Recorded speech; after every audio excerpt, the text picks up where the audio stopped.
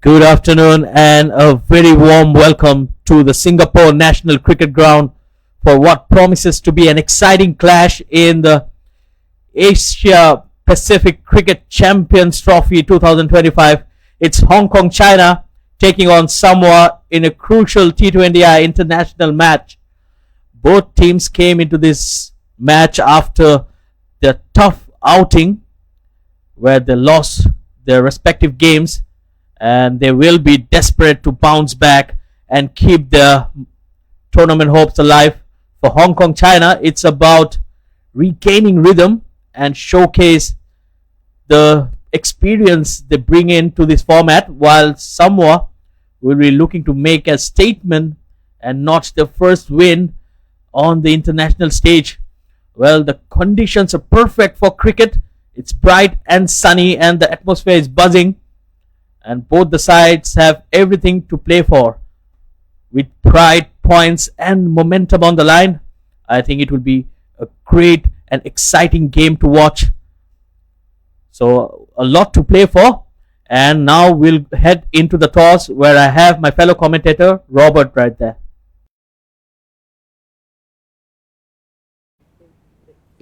Two teams searching for their first win in the Asia Pacific Cricket Championship of 2025 here in Singapore National Cricket Ground. We're here with the two captains, Yasim Murtaza from Hong Kong, China, and Caleb from Samoa, alongside Kunal Kanti Ghosh, the match referee for today.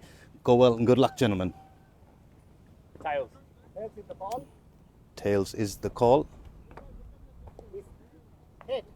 It's come up head. Hong Kong, China, and Yasim Murtaza won the toss. What have you decided to do, Yasim? We'll have a bat first. Any reasons for that? To be honest, it's good wicket to bat, so we want to put a good total on a board. So give that good total, give our batsmen really confident for coming games. And in the first game, you put on what seemed to be a good total, 150 runs, just not able to defend that. Is that at the back of your mind, or have you moved on from that? That was history, so I think I don't want to talk about it. That once they're gone, they're gone.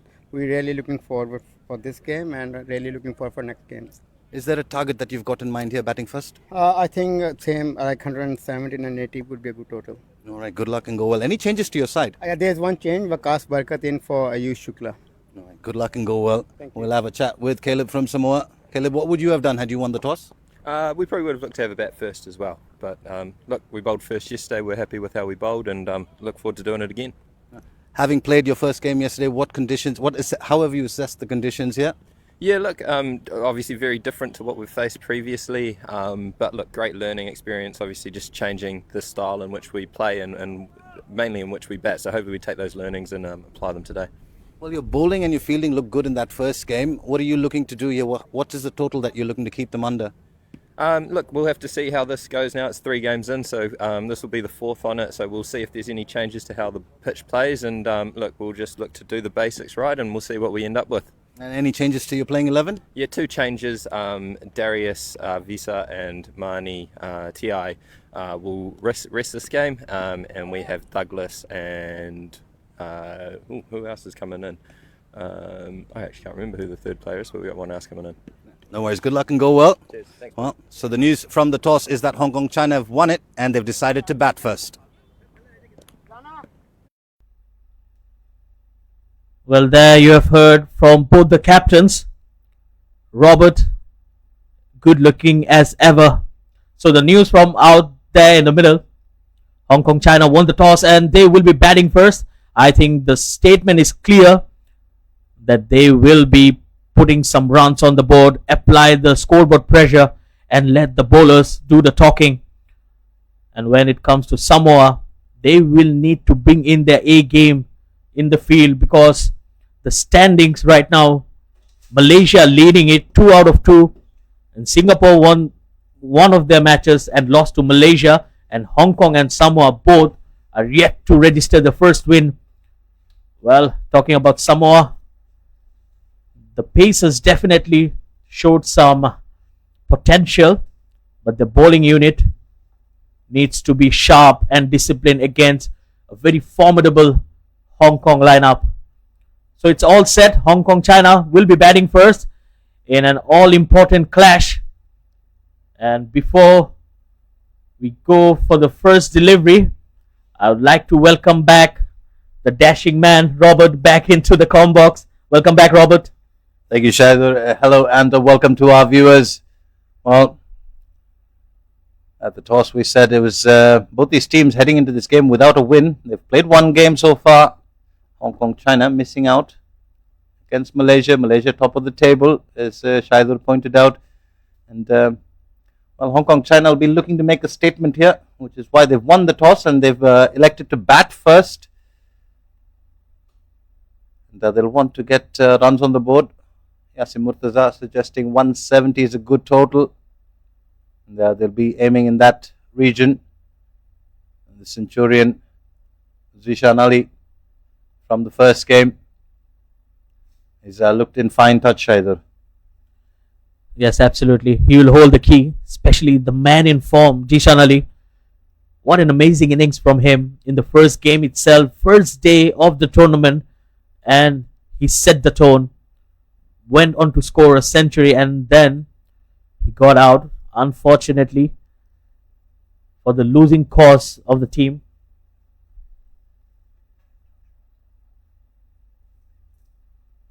Well, there will be spin today, something different. Well, Samoa definitely changing their tactics. Fafatai Benjamin with the new ball.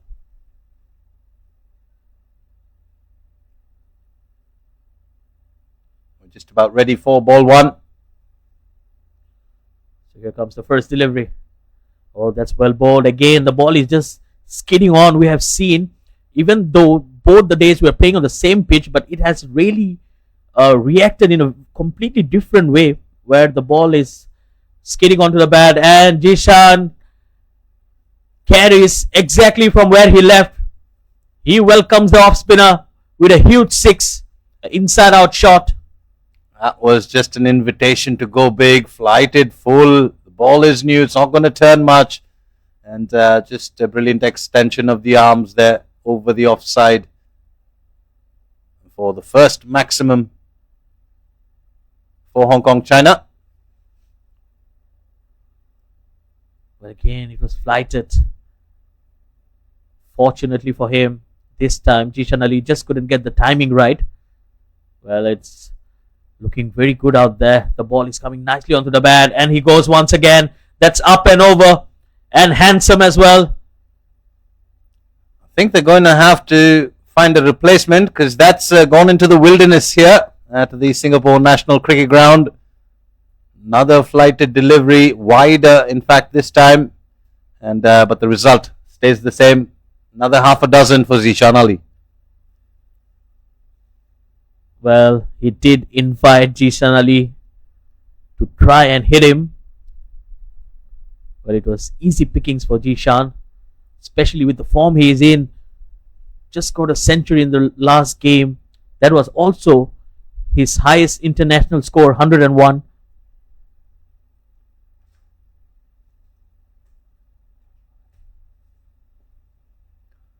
Well, it's not often that you score 100 in a T20 game and your team ends up on the losing side. Unfortunately for Hong Kong, China, that was the case. And just goes to show why Malaysia are at the top of the table here at the Asia Pacific Cricket Championship of 2025. And Hong Kong, China, well, they'll be looking to return to strength in a position of dominance here in this tournament. They've started off very strongly, courtesy of Zishan Ali.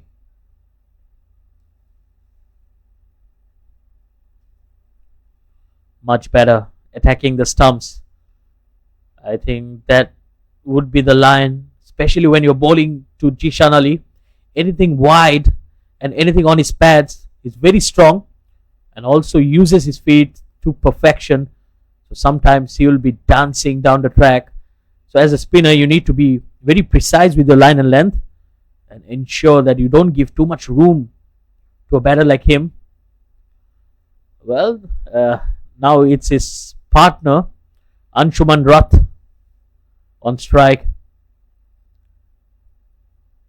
Well, he had a very decent career as well, 1,566 runs. Oh, that's a good shout probably just got an inside edge. That's exactly how it looked like. Yes, I'm sure he did. All's well that ends well. Bit of smile from Fafetai. Keeper seemed absolutely convinced. But the bowler had an inkling of doubt that there might have been some bat on it, which he confirmed with Anshuman Rath as they completed that single. Definitely on the replay. See, takes a big deviation. Good umpiring. Yes, it's not easy to be in the middle, especially when you're standing as an umpire, a lot of responsibility. And I'm pretty sure they know their job well, and that was an excellent decision. It looked very close from here. So to have that eye and to take the right call, it's really commendable. And with that, the captain will have the ball in his hand. Caleb did a good job yesterday. Well, definitely I was very impressed with his bowling. Left arm pacer, very tall, so he has that high arm release. But what can really deceive the batter will be his slower deliveries. Not easy to pick. And his quicker ones. He has a very nonchalant approach to the crease. Runs in very smooth and easy. And then uses that big structure of his to deliver the ball with some pace. So Hong Kong, China, no doubt, will have looked at the bowling of Samoa. Oh, that's well bowled. Good movement of the seam. Well, that was set up for an in-swinger, but once it pitched, it just went away from the left-hander. So that's some encouraging sight for the young fast bowler.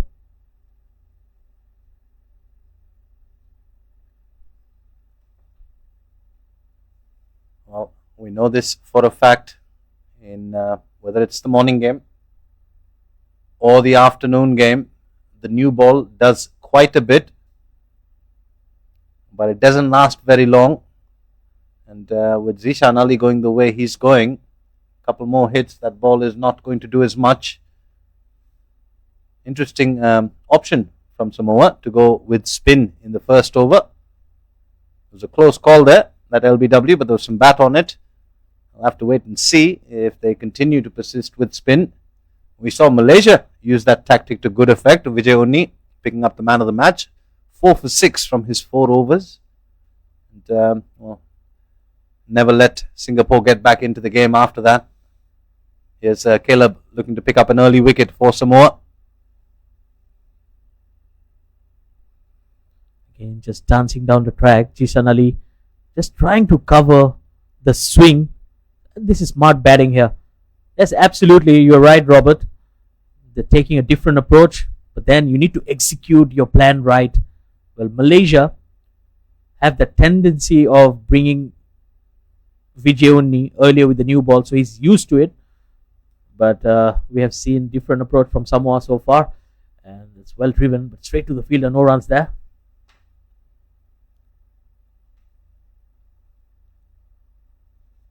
Well, Samoa, they have to pick up early wickets here. And this Hong Kong-China batting lineup bats very deep. They might have had an off day. Not Zishan Ali though. He scored a century, but his team still ended up losing that game. Yes, absolutely.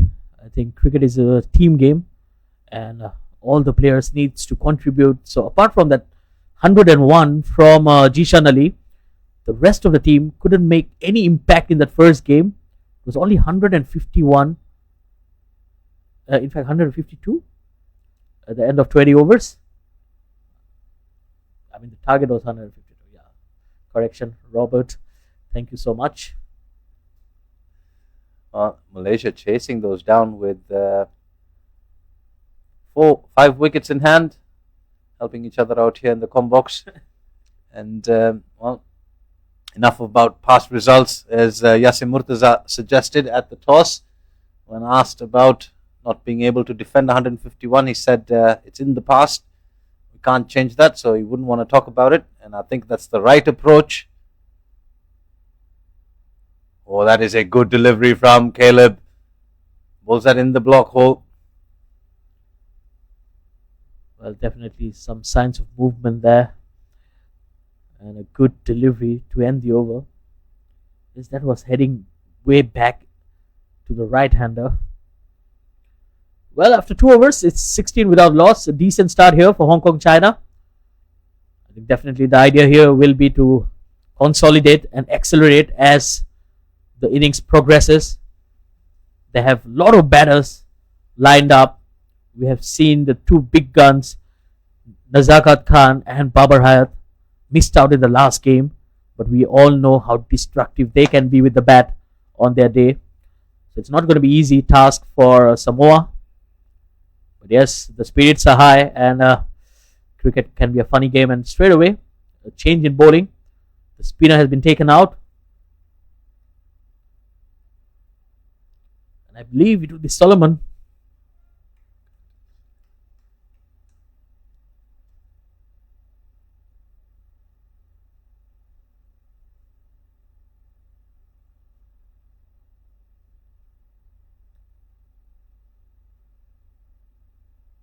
Well, it is Curtis Alapati Boyd, who's got his entire family in attendance. They're in the audience section of the ground. Curtis went for a few runs yesterday. He has another opportunity here to try and impress all of us and his family. Well, certainly he has that unorthodox run up. The body could be a bit more composed. We can see the hands are not lined up, and there goes his family. I think it's a proud moment for them. Yeah. And the left center with the fishing hat on is Mike, who's the father of Curtis, followed by our TCM representative. And we've got Uncle Sadat, as we have a slight hold up in play. So we'll get back to the family in just a bit. Long flights, 10.5-hour flight, non-stop. They flew to get here, coming from very different conditions in and around New Zealand, where they're currently set up. And they come down here to Singapore. The heat and the humidity has its own appeal. Shaidur, good weather conditions to play cricket. Yes, absolutely. It's hot and humid, and these are challenging conditions. I mean, I won't mind if you're a professional cricketer, but if you're just here to watch the game, it is really testing. Yeah, which is why we have the privilege of sitting in a com box, air-conditioned com box, and best place to view all the action, unless you're Curtis's family, then you want to be ringside. And well, he started off better than he did yesterday. It was a good delivery first up, straight one down the pads. Can he get one on the money? Targeting the stumps, the top of off. If you're a bowling coach, very happy to see those balls. Oh, he tried to dance down the track. I probably Curtis just saw him coming and bowled it a bit wide. Well, Robert, being a coach yourself, definitely you'll have something to share. Yes. So as I look at Curtis Bowl, he bowled one down the pads. Now he's bowled one on the offside. You don't want to overcompensate when you're bowling. Your adjustments have got to be very minor. And so when he bowls one down the legs, you can see him. That's much better. That's hit upish. Is it off the middle of the bat? Oh, not quite. And in the end, just pulled inside the rope. And we'll get back to Curtis's action in just a bit. That was a good delivery. Had they had long on back on the circle, might have been a chance. I think especially to the likes of Zishan Ali, you've got to have your fielders in the right place. He's always looking to go after you. And, well, Curtis is more of an open-chested bowler, but he's got the ability to move the ball away and in towards the batter. So it suggests he's got good wrist position. And just learning how to control that, that's going to be the challenge for Curtis. At the moment, you can see the wind blowing against him. So he's going to be running against the wind, which is going to make it a bit more challenging. Somebody just popping their head out there behind the side screen. Also wants to get in on the action. Take a look at Curtis here. Oh, that is a good delivery. And he'll want to stay there for the rest of his spell. Perhaps keep that line and keep varying the length. And just going back to Curtis and his bowling, the overcompensation. As a bowler, you want to just make slight adjustments to your action, not too much. That is a peach of a delivery. Just nipping back in. And an interesting shot selection as well. Trying to fetch the ball from outside the off stump and playing on the onside.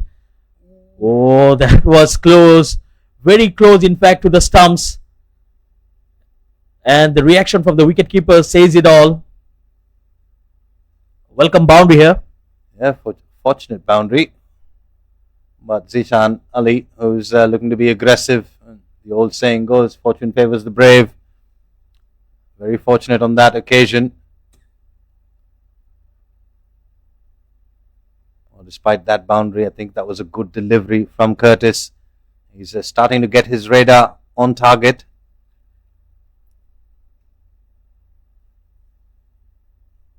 Oh, that is another good delivery. So back-to-back good deliveries from Curtis.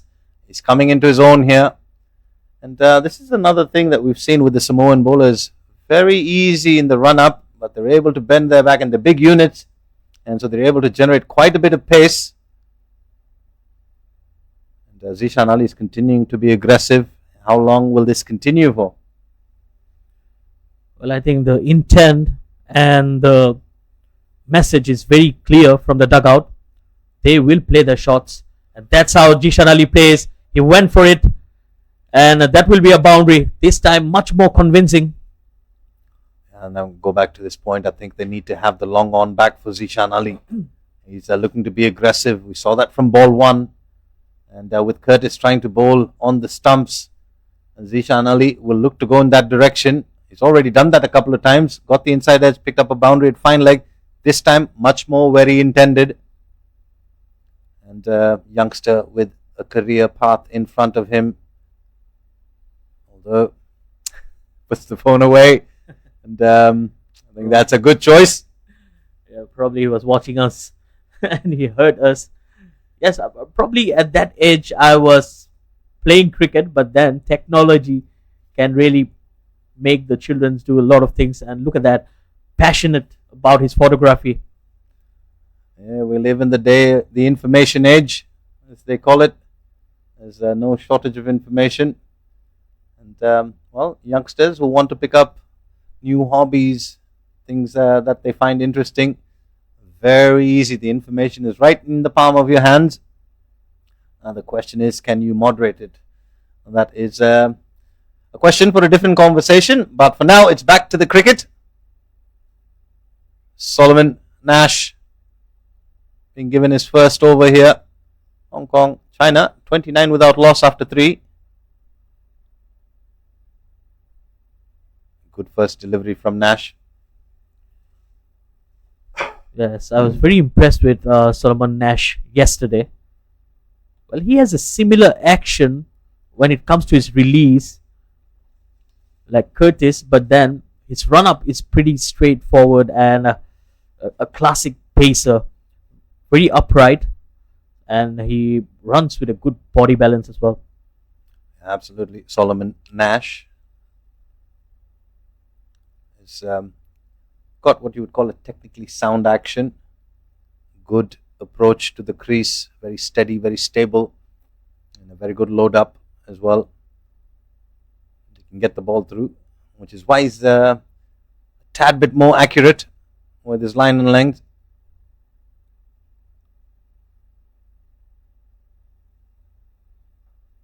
Chooses to come close to the stumps, but that's a beautiful looking shot through the covers. Zishan Ali showing that he's not just about the power hitting, can play the elegant strokes as well. Very pleasing on the eye, Shaidur. It's absolutely a touch of class there. Look at that, absolutely effortless, coming from the middle of the bat. So the way he went underneath the delivery, that was the highlight of that shot. Not trying to hit the ball too hard, We have seen him going after the bowlers in the last over, but this time that was much smarter. Yeah, the bottom hand coming off as well, just to keep control of the stroke.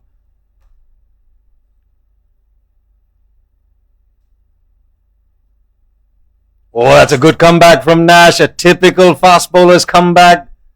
Rushed Zishan Ali on that occasion. Well, for the first time in this innings, the ball certainly kept a bit low. It was right around that 3/4 mark. Well, we have seen similar deliveries that went much higher and a good carry to the wicketkeeper. Let's have a look at that once again. Oh, that missed the bails by a whisker as well.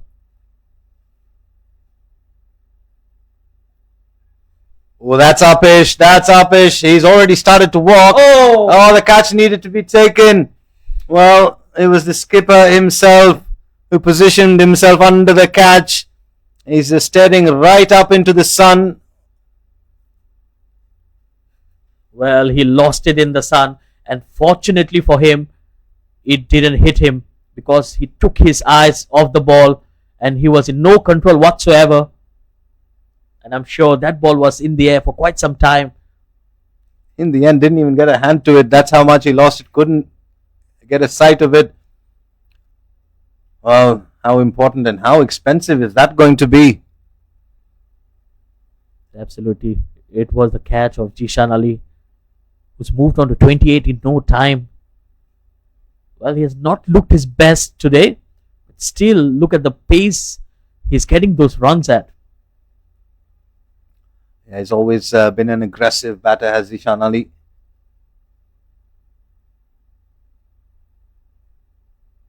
Anshuman Rath, on the other hand, relies more on technique, relies more on balance and timing. Can also play the big shots. At the moment, is happy to just rotate the strike, give Zishan Ali as much of it as he can.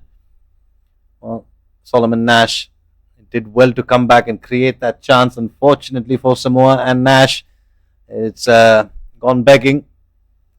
Well, coming back to your point that he was just trying to get a single and get Jishan Ali on strike, that was the mistake that most of the batters did yesterday, because they couldn't get any momentum behind that, as they were, oh, that's a good stop there by the bowler. So they were just trying to complement Jishan Ali and just got strangled at the other end, and at the end they went nowhere. So that's something that Hong Kong needs to work on. So if you're on strike and if you can play your shots, you need to take your chances. So after 4 overs, it's 36 for none.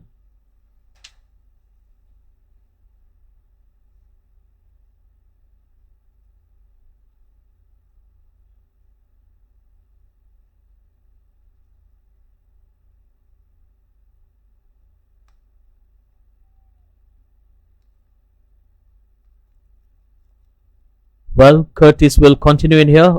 And Robert, I think the physically or visually, the difference between Samoa and the rest of the teams are the heights of the bowlers.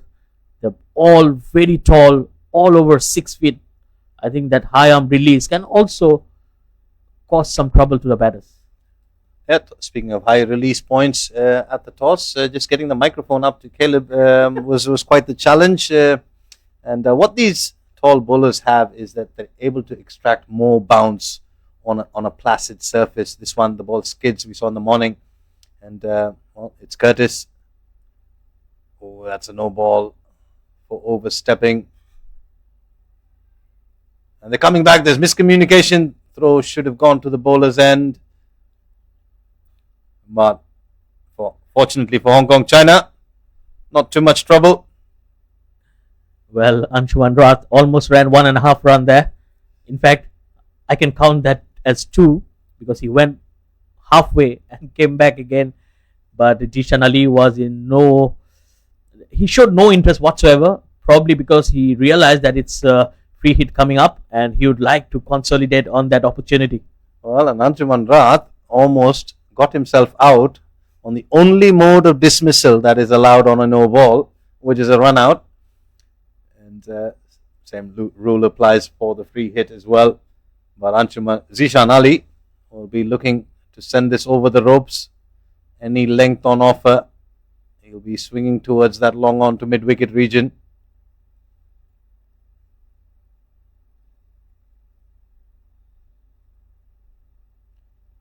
Goes towards fine leg. Couldn't get a good enough connection on it. So good comeback by Curtis. Well, that was a length delivery. The only problem with that shot was he was trying to play it on the onside. If he targeted straight, where he scored most of his runs yesterday, I think it could have been a better option. Just wasting a freebie there. Well, Curtis will be quite happy with that. 39 without loss into the 5th over.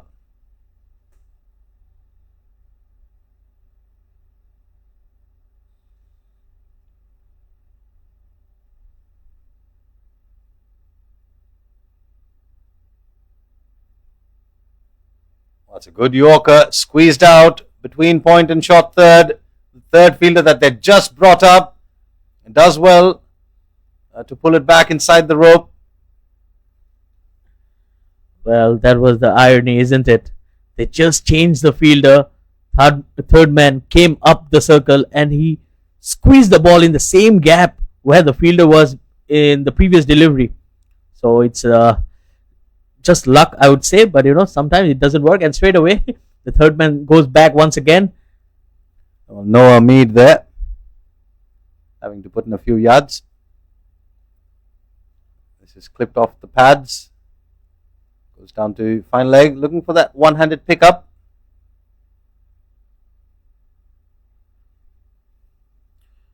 Well, talking about Noah Mead, he was very good with the new ball yesterday.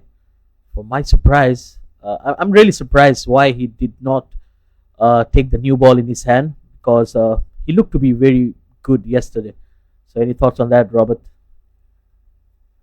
Well, Samoa are a very young side in their cricketing journey, and that's beautifully driven. And once again, this is going to run away. It's assisted by that AstroTurf on the right of your screens, as you can see. It's going straight to covers, and then took the edge of the Astro, went over covers. Well, if you're a batter looking for some easy runs, just hit it into that Astro. And coming back to your question about Noah Mead, left arm medium pacer, and Samoa just trying different options here, different phases of the game. Well, the batter had to pull out of that because Curtis's towel had fallen off, and it's within the batter's right to do so. Well, the tall bowler will need to reload that. He has already bowled a no ball, and now it's another delivery like that. So it's definitely going to take a toll at his fitness level as well. Oh, mind you, the conditions here, the overhead conditions, hot and humid. Good delivery. They've packed that offside field, that offside ring.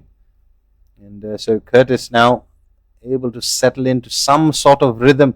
And that's another thing as a fast bowler, Shaidur, is once you've settled into a rhythm, unfortunately in this format, you don't have that much time. The batters are looking to go after you very early on in your spell, and especially if you're a new bowler coming into the attack, they'll want to try and apply some pressure on you, which is what Zishan Ali has done. 24 runs conceded of the 1.5 overs so far from Curtis.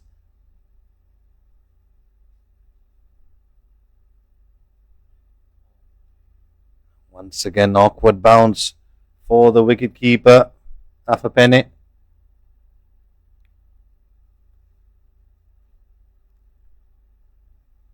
That's the end of the over. Leg byes, in fact.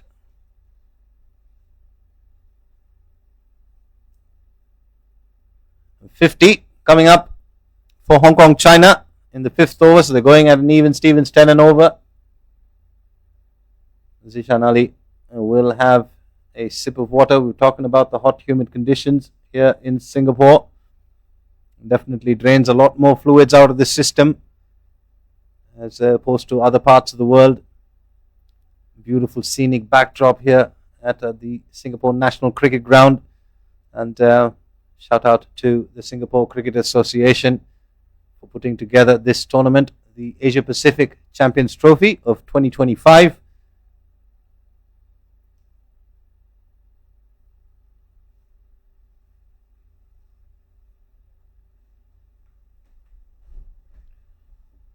Well, Solomon will continue in here. And it's another 50 partnership between these two. The amazing duo from Hong Kong, China. And I think they have been very consistent. That has been the word for them. Anshuman Rath and Jishan Ali. We have seen over the last calendar year where on many occasions they have went past 50 and even 100 runs partnership. So they're very consistent, and they give Hong Kong, China the start they need. So I think it's very important in a T20 game that you get the right start. Oh, that's beautifully driven. Excellent timing and brilliant fielding as well by the Samoa captain, Caleb. Beautiful looking stroke. Good diving effort. Wonderful all-round cricket here.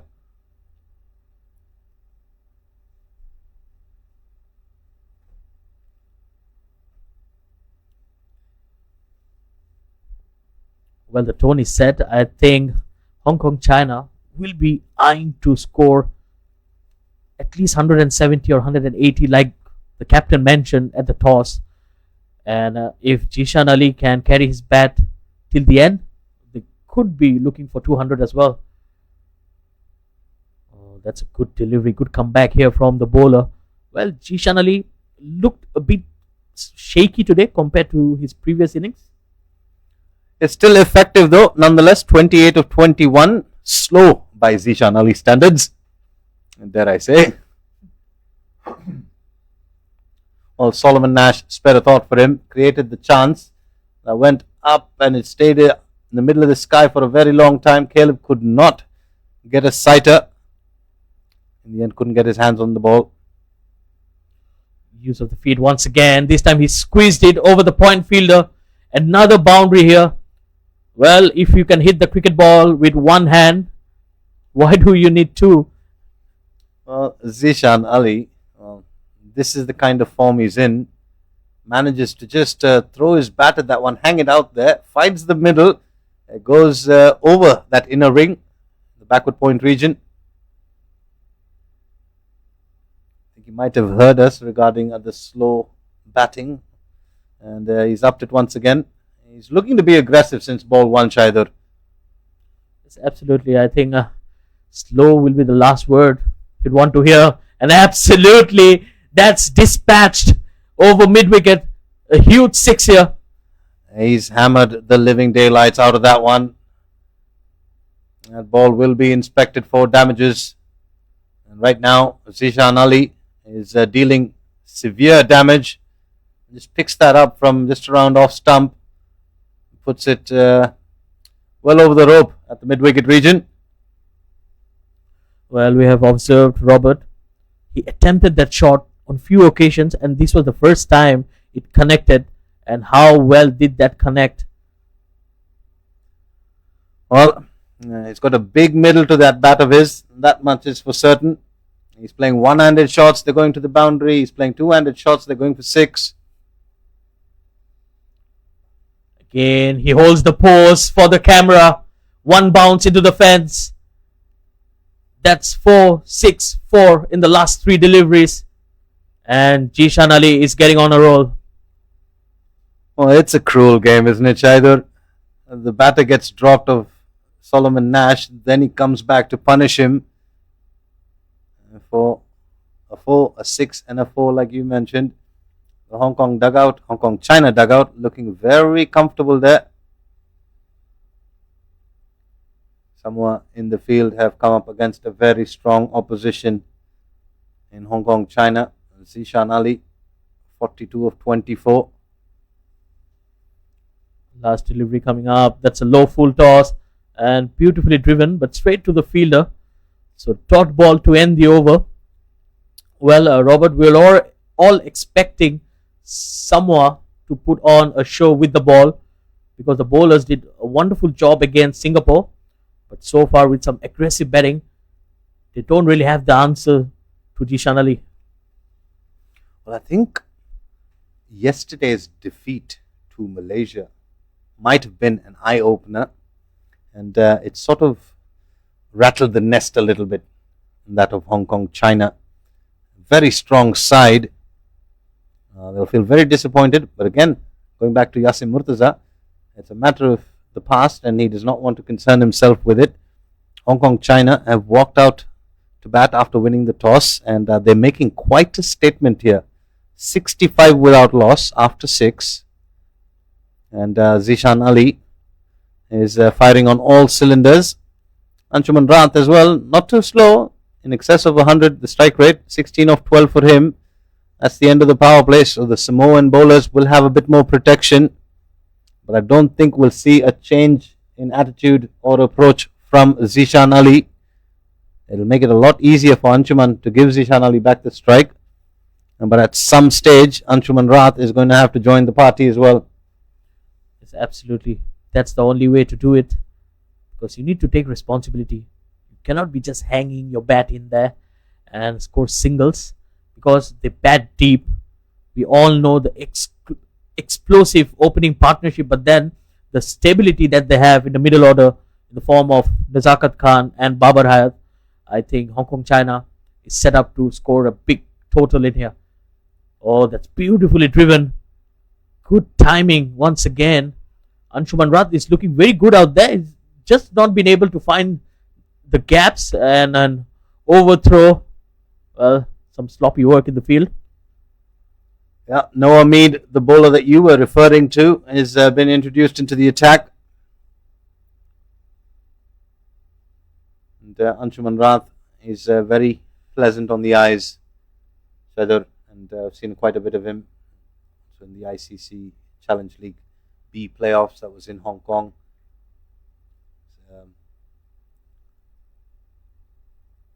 Very good accumulator of runs, can play the big shots as well. And that's beautifully played once again off his pads. And technically he looks very sound, very pleasing to the eye. So he doesn't try to hit the ball too hard. So relying a lot more on timing. Whereas Jishan Ali, on the other hand, is a mixture of timing and aggression. So he has good strength and he has the timing as well. So it's very difficult to bowl to a batter who has both the features. Yeah, we saw in the first game, or the earlier game rather, Aslam Khan from Malaysia relying heavily on brute force. Zishan Ali is a hybrid that has both the elegance and the big power hitting ability that he possesses. So on that previous shot of Solomon Nash's over, where he just held the pose over mid-off, that went for a couple of bounces to the boundary. Again, strong wrist there, just a flick of the wrist and a easy single there. And I think they're doing a very sensible part where they're finding boundaries, but at the same time they're ensuring that if it's not a boundary, at least they're scoring a single of almost every delivery, which keeps the scoreboard ticking as well. So no added pressure. Every delivery they're scoring runs, and on those odd occasions they have been finding the boundaries as well. That was a good delivery right up there. Oh dear, that's a misfail. Well, as a fielding unit, you need to back your bowlers up, and these are free runs. And what's worse, it was the skipper backing up Caleb, just taking a deflection off the first fielder. Douglas Finau, that was. Well, you can't blame Caleb for that. Of course, with the deflection, he got wrong-footed. And this is smart batting once again. Anshuman Rath just milking his runs, picking the gaps. Very smart batting. He moves on to 24 in just 16 deliveries. So he has just been under the radar of Jishan Ali, who has been more explosive out there. So we hardly realize that how quickly he reached to 24 as well, scoring some quick runs. Oh, that was a good delivery, good change of pace, I would say, and a good end to the over. After 7, it's 74 without loss.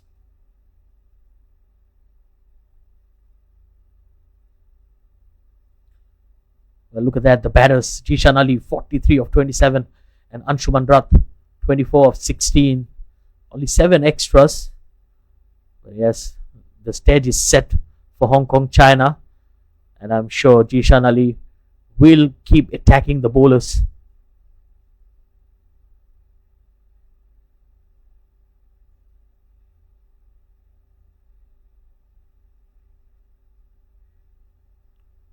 Well, new bowler coming into the attack. SAMOA. One of the changes in the side today for Samoa.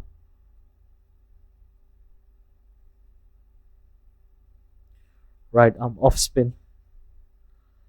So interesting choice here from the captain. SAMOA. Well, I think he could be effective against a left-hander, but I'm not too sure when he will be bowling to Jishan Ali.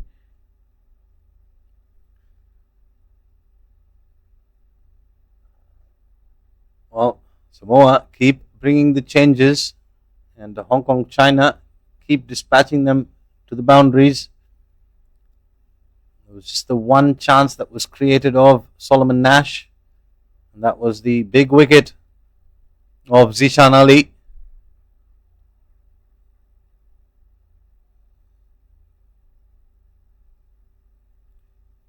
Well, Jishan Ali was dropped quite early, and look at that, he's already batting on 43, and each and every run will hurt Samoa and their captain as well, because it was him who got underneath and dropped that catch. Well, we can't blame him, he lost it in the sun. It's not easy.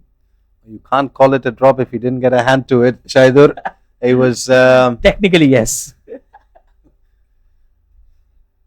But no, fortunately for Jishan Ali, he's still out there. He's batting like it never happened. As you mentioned, every run that Jishan Ali scores, it's going to hurt Samoa.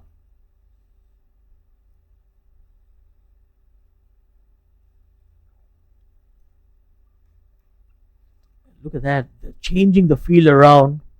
But then, when Jishan Ali is batting like that, you cannot set a field for that. Especially when he's going over the ropes. It's some huge sixes today. Oh, this time he goes for the sweep. There's protection out there, and the fielder does well. Oh, better throw there, and Jishan Ali could have been in trouble. Well, there's absolutely no protection apart from that short fine leg on that leg side field. 3 fielders sent and set on the boundary. So they're quite happy to give Jishan Ali the single.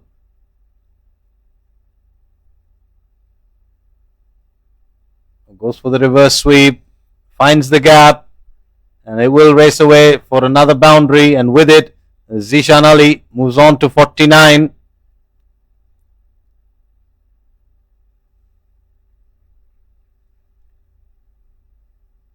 Yes, a very good looking shot. Improvisation at its very best. We have not seen that today. Well, he was very expressive yesterday where he tried the scoop, the reverse sweep. He was playing everything. But today he was playing with the straight bat, and finally we have seen that moment of innovation. Another sweep shot, and this time it's in the gap, and he brings up his 50 in style. Back-to-back half centuries. Well, he converted the first yesterday into a century, and today he's set up for another one. What a fine knock this has been. Yes, he's been fortunate with that chance, but you've got to give it to Jishan Ali. The way that he's approached both these innings in the first game and here now against Samoa. He's been been looking to attack the bowling, and he's done it to good effect. He finds himself scoring another half century. Well, much better on that occasion from Samson, just pulling the length back. Samoa have got to keep trying to find ways to make inroads into this Hong Kong-China batting lineup.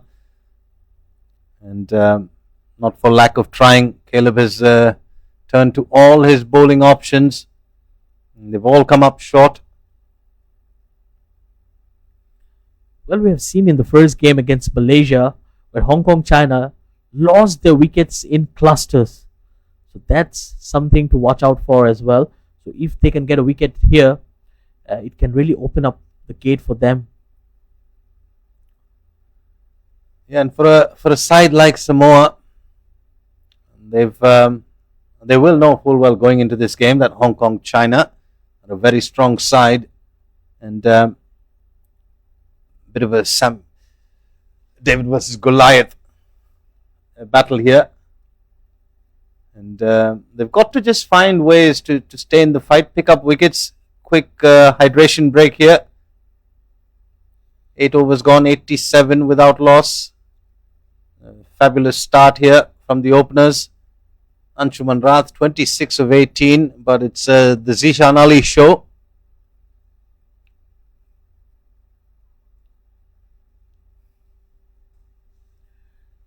Well, the numbers sums it up. We're into the 9th over, and Anshuman only faced 18 of those deliveries. So he has been under strangled at the non-striking end. But yes, definitely Hong Kong will be happy with that. But if you take the perspective of the batter, Anshuman Rath is just being away from the action. And if Jishan Ali gets out, it's not going to be easy for him to accelerate suddenly. Meanwhile, a trivial fact, Anshuman Rath is a former skipper of Hong Kong China, as is Nisakat Khan, Babar Hayat and Mohammad Aizaz Khan. So 4 former captains in this Hong Kong China. That's a full toss, now quite off the middle. And when you have that much experience in your ranks, you're bound to be quite a strong team. And, as is Hong Kong China, got plenty of experience. They're looking to get into that top tier. They're looking to bridge the gap amongst the top teams. And we've seen so far from the quality of Zishan Ali and Anshuman Rath. And we just got almost as a surprise. Credit to Malaysia in that first game. They played really well. Well, Hong Kong China are starting to come into their own. Well, that's a good point there. Definitely with the names that you took, Robert, those are the same set of players, the core players who have served Hong Kong China over the years. And I think the number speaks for itself. But probably they have not done the justice or what they should have reached at this moment. Because we have seen some individual brilliance, but as a whole, they couldn't get the preferred results. And meanwhile, Jishan Ali continues to impress. Low full toss, and that's swept away.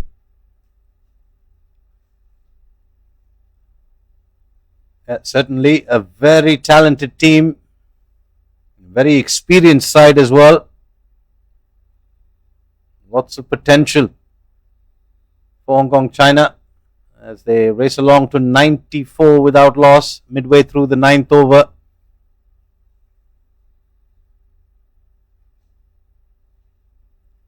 Well, Jishan Ali moves on to 60 of just 33. Beautifully cut away, a direct hit, and he was gone. Anshuman Rath was well short of his ground, and he didn't even put an effort to reach there. He was that far away. Oh geez, he was an absolute goner there. Shaidur. It was a good clean pickup, needed the direct hit. Unfortunately for Samoa, it didn't happen. It was Zishan Ali running to the striker's end. What an opportunity that would have been. Well, it's moments like this that will define the context of the game. You need to take your half chances. Oh, yes and a no. Once again, some confusion. And the last thing that Hong Kong China will need right now will be a run out. I think Zishan Ali just very eager to get back on strike.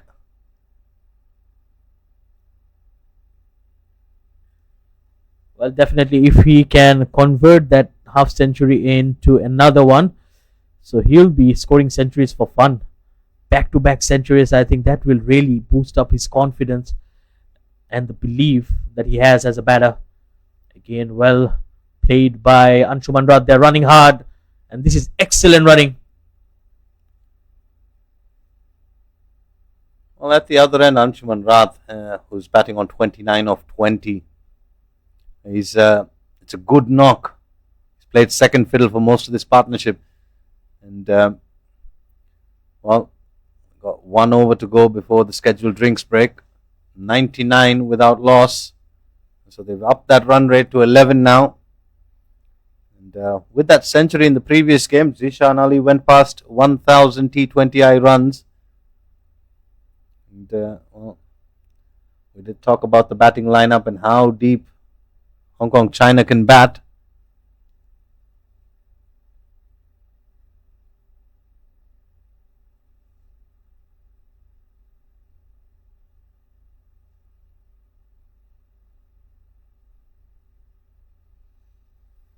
Well, interesting choice here. Samson Sola will continue in here. Well, Caleb needs to think and make those changes because the game is getting away from Samoa. 99 of 9 overs with a run rate of 11. They're definitely on the back foot, but they need to take wickets. That's the only way, unless the bowlers rise up the runs, which looks to be very unlikely, especially in the circumstances like this.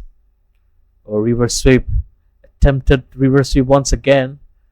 Zishan Ali just trying to be cheeky on that occasion. Well, it's not one of the easiest shots to execute, but we have seen him play some lovely shots both today and in the previous game as well. Definitely, he looks to be a different batter altogether. Again, dancing down the track. And an easy single. That will be the 100-run partnership as well. 100 in only the 10th over. 9.2 overs, 100 runs. Anshuman Rath contributing 29 of them, and Zishan Ali 64. So you can see from the numbers itself how dominating he has been there. Yes, it's been a very good opening partnership for Hong Kong China. And we'll go back to that first game. And Zishan Ali scored 101, and Hong Kong China were bundled out for 151. You referred to wickets falling in clusters. And, well, that's a wide. But if Samoa can pick up one here, it'll just give them a little bit of a boost, a lift. At the moment, they've been on the receiving end from Hong Kong China. Yes, absolutely. At least it will help to lift the spirits. Well, not the best of fielding on that occasion. Slightly casual. And well, when I was talking about lifting the spirits, we can see, I mean, it's pretty evident that the shoulders are dropping down. That's something that shouldn't happen. Yes, the batters can have a good partnership, but you need to have that belief that you can get back into the game. Absolutely. And you've got to manage to keep your head in the right space. Again, beautifully cut away. Well, Anshuman Rath is looking very elegant today. He has not taken any risks, but he has been effective as well. And it's in these moments when you've got your back up against the wall and the voices start to creep in, you start to question, you start to doubt. And, well, the best of the best. They've found a way to silence those voices. And the best course is, of course, in action.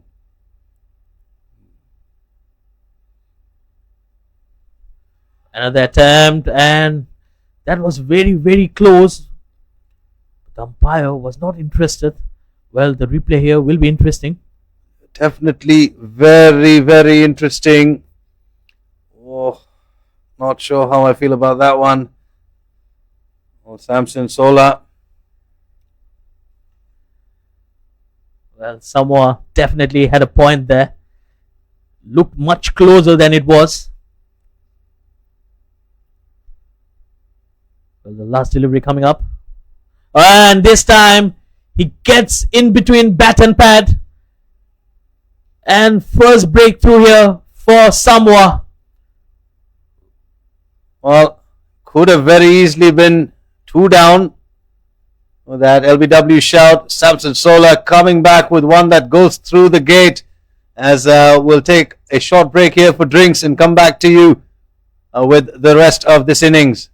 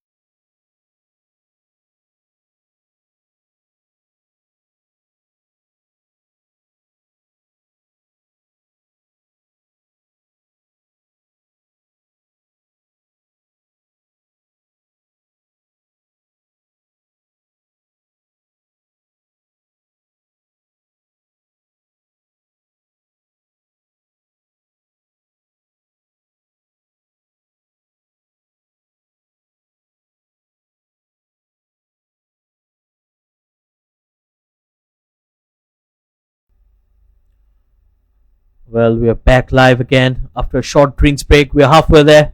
10 overs, 105 for 1. Well, this is match 4 of the Asia Pacific Cricket Champions Trophy 2025 held at Singapore National Cricket Ground. Well, the tournament has been organized by the Singapore Cricket Association, and 4 teams are taking part here: host Singapore, Malaysia, Samoa, and Hong Kong, China. Well, we have some exciting cricket going on right now, and we're lined up for much more. Meanwhile, Hong Kong, China won the toss today, and now they're sitting at 105 for 1 after 10 overs. Very healthy and hefty run rate, 10.50, courtesy of some wonderful batting from Jishan Ali, who will be looking for his second ton.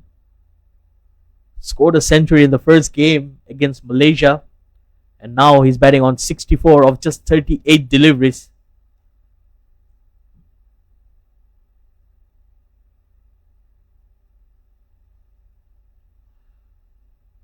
Well, the captain of Samoa has the ball in his hands, Caleb. That's That's a good start to the over. Good delivery. Again, Jishan Ali just trying to use his feet. Well, he has been very proactive when it comes to batting. Jishan Ali is trying to cover the swing of the deliveries by walking out. And so far, he has been very consistent and convincing as well. Well, this is a good start here from the captain. Back-to-back dot deliveries. We have seen Jishan Ali and Anshuman Rath in that partnership earlier, where almost every delivery they were milking runs, and now for the first time in few overs we have seen a couple of dot deliveries on the trot. Straight away he plays that on the onside. Jishan Ali wanted the double, but it was not there, and it brings in Nizakat Khan, another experienced campaigner for Hong Kong China.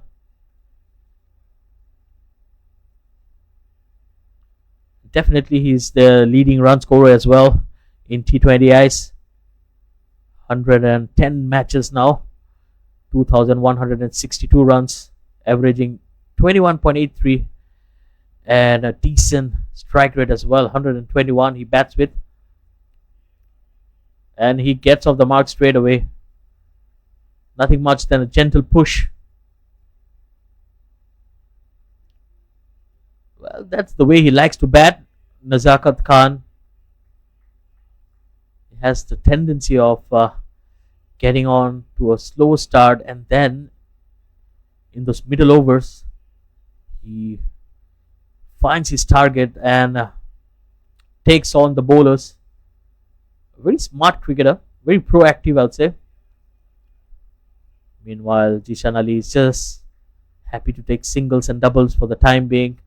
I think he realized the fact that he has lost one partner, and it's very important that he puts up a good partnership, because in that first game, Hong Kong China struggled in the middle overs as the middle order did not fire up. Nevertheless, very good over here from the Samoa captain. Oh, well bowled once again. Only 3 runs of that over. That's a good comeback here from Samoa. It's 108 for 1.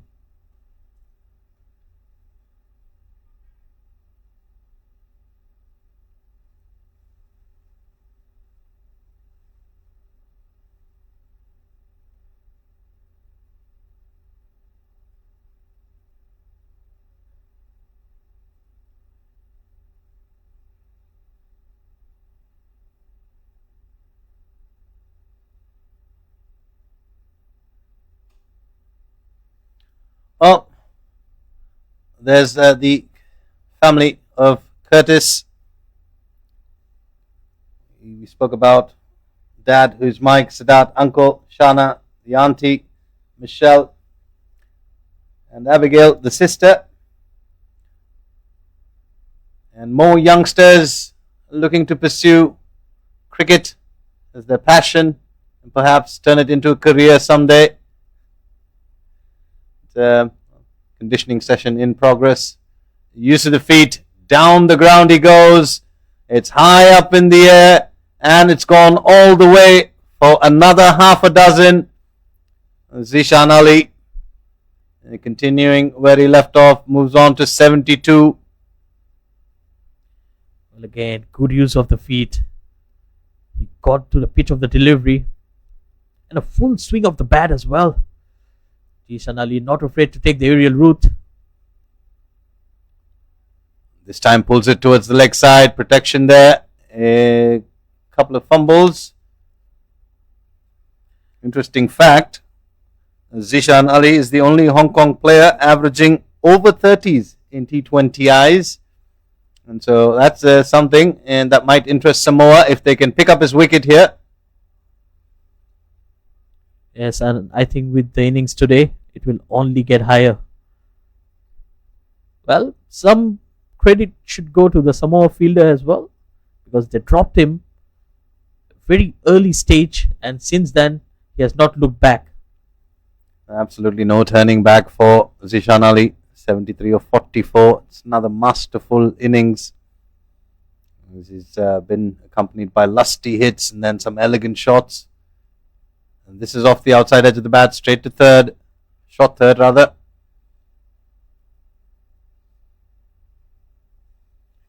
Well, Nezakat Khan, on the other hand, definitely not finding his touch. We have seen him struggle in the first game, and seems like it's continuing here as well.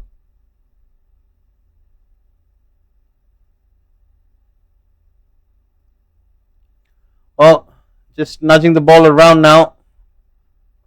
I think Zishan Ali is looking to take this game deep and bat all the way through. If he does so, he'll reach another personal milestone.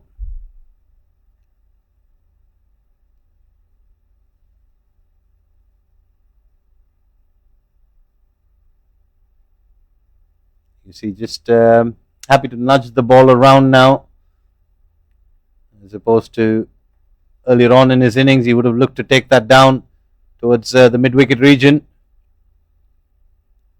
That's the end of the 12th over. 9 runs coming off it, 117 on the board for the loss of 1 wicket, that of Anshuman Rath.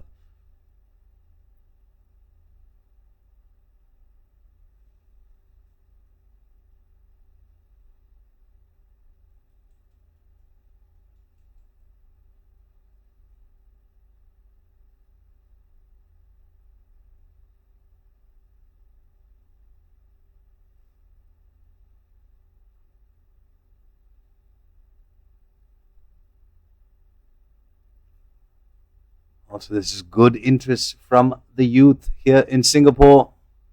That was the young ladies training, preparing themselves for the next step, enjoying the game that we all so love so very much.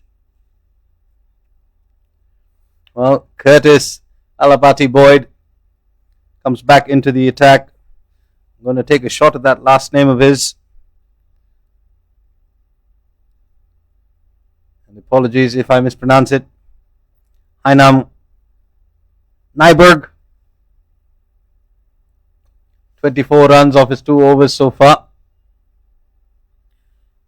Well, definitely the Samoa captain showing a lot of trust in Curtis. We've seen yesterday, and it's pretty much the same today as well. And I think you need to back your bowlers up. They might get expensive on the day, but then you need to back them up, give them more opportunities. Oh, that is guided beautifully down to third. Nothing accidental about that shot. It was entirely on purpose. Deft touch here from Nezakat Khan. Yes, that's the Nezakat Khan that we all know. Beautifully played, just opening the face of the blade, and he knew exactly what he was doing. Totally in control, deliberate, and first boundary for him. Here's something interesting I came across a while ago, and comes to reflect when you're a young team, you're up against stronger oppositions. The concept is this: you set yourself small targets, achievable targets, and in this case, if Samoa can dismiss 5 batters from Hong Kong, China, they should consider that a win. Yes, you might not be able to upset a strong, established, well-oiled machine that is Hong Kong, China. You take the smaller wins, try and keep them. At the moment, they're 123 for 1. And Curtis with a couple of good deliveries after conceding that boundary off the first ball. Beg your pardon, the second. And it just allows you to enjoy the game a little bit more rather than being disappointed and feeling frustrated as a young team that's up against some very strong oppositions in this contest in the Asia Pacific Cricket Championship Trophy. Might go well for Samoa if they can just set themselves targets that are achievable within a game and celebrate those targets as and when they achieve them. And in this instant, it would be to get a few more wickets of this Hong Kong China side. Well, Robert, while we were talking, there were some visuals of the young cricket players, and we have been here since morning, and this is the second game on the trot that we have been doing. And look at the amount of students or youngsters that's coming for the camps. So I think a lot of credit should go to Singapore Cricket Association for putting up such a wonderful platform, and their grassroots starts from under 4. So that's how young the kids are, and they have a lot of age groups in between. So I think the pipeline or the structure has been there, and I think it will be time for them to nourish them and create some good cricketers. Absolutely. And we'll get to that in just a bit. Good delivery once again from Curtis. He's come back well. And the fielding, the ground fielding in particular, is letting down Samoa to some extent. And well, what that ensures when you have so much participation of youth, it ensures that the future generations will carry forward the game long after you're done with it. And obviously with Singapore, Hong Kong, China also having a very strong grassroots program. And it just allows the young kids to aspire to a certain level of greatness, representing your country and wearing your country's badge on your shirt, on your jersey. The songbirds, as they're called, is quite an aspiration to have as a youngster. And as you rightly said, credit to the associations that are encouraging the participation of youth in this beautiful sport. Yes, absolutely. And I have spoken to a few of them, and especially the girls. So the national side had players from the age groups as well. So they have been very open. So if you have the talent, you can get into the side. I think that's one of the key things that you need in a cricket association. Meanwhile, another good looking shot here from Nizakat Khan. Couple of runs there. So yes, and this is a statement within itself, this tournament, with how they have organized it, really shows the love and passion for the game. So shout out and kudos to Singapore Cricket Association. Absolutely. And well, bright future for all these associate nations. We've got good grassroots development going on, and definitely worth a shout out to the Singapore Cricket Association. Fafatai. Oh, Mix up, and he's knocked the bails off. Well, we'll have to wait and see. It's Zishan Ali who's been dismissed, looking to get on strike. Well, he would have been the sixth batter to score back-to-back centuries. well, there was no run whatsoever. He played it straight to the fielder. I wonder why Nizakat Khan ran for that. It wasn't even his call. It was the striker, Jishan Ali, and who seemed to be not interested at all, but at the end, probably he just sacrificed his wicket. Well, take nothing away from this knock, as disappointing as the ending is. Zishan Ali, I feel very disappointed that he could not get to that magical 3-figure mark. Top knock there. He's not a happy man. Well, definitely it's a bizarre way to get out, especially after the knock that he played. He was very convincing with his stroke play. But mind you, he was lucky as well. He was dropped. And, well, he gets out after a brilliant knock. He has set the tone for the team. And in walks another experienced campaigner, Babar Hayat. So now it's all experience out there. Babar Hayat, mind you, has similar attributes to Zishan Ali in that he has the power game and he's got the touch of class as well. Use of the feet, down towards long on. Good stop there. Well, Nizakat Khan almost hanged out to the fielder, and that could have been even bizarre. He just took out Jishan Ali with that run out, and if he gets out of the very next delivery, he would have been cursing himself. Signs of frustration here showing on the batters of Hong Kong, China, despite being 130 for 2 in the 14th over. Well, Fefatai on the other hand has done a decent job. Well, he created that opportunity of that run out. So for me, it's equally important. Now Babar Hayat off the mark with a single down to long off.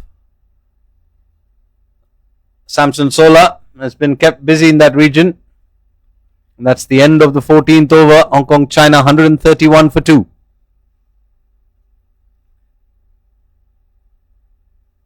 Well, Robert, if we talk about facts, in the first game, they were in a similar situation, 136 for 3 in the 15th over. And from there, Malaysia came back and stopped them to only 151. So it could be something similar as well, but definitely Malaysia was a completely different side. And with the inexperience of the Samoa bowling, it might not work. But then again, we have two relatively new batters out there, and if they can take the attack and get a wicket in here, they can find a way to come back into the game. Again, we talked about those small victories, small targets that Samoa can set themselves. And once again, if they can keep Hong Kong, China to anything below 150 or even 170, which was what the skipper Yasim had in mind, they should consider that a small win. And with the bat, try and give it a go. Try and get as many of that as they can. Once again, the batting of Malaysia much stronger than that of Samoa. Well, Hong Kong, China got to their 100 in the 10th over. So definitely 200 was on the mark. And if they score 170, even that will make them feel like they were short by 20 runs. Certainly. And again, going back to those interesting stats, only Zishan Ali averaging over 30 in T20Is for Hong Kong, China. Just opens the door slightly for Samoa and to try and restrict them to a total that is manageable. It's going to take some batting from Samoa to chase these runs down, because Hong Kong, China, a very good bowling attack as well. That's it down the ground, off the middle of the bat. No chance for the fielder at long off. Nizakat Khan starting to unleash now. Well, a beautiful shot there. And look at his bat swing as well. He wasn't half-hearted about it. It was right there in his slot. Beautifully timed over the bowler's head. So good boundary here for Nizakat Khan.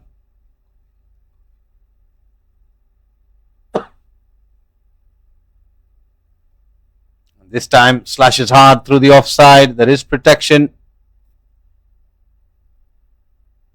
Well, Robert, the sound of his bat, it's sweet. Even at the comb box, it's sounding extremely good.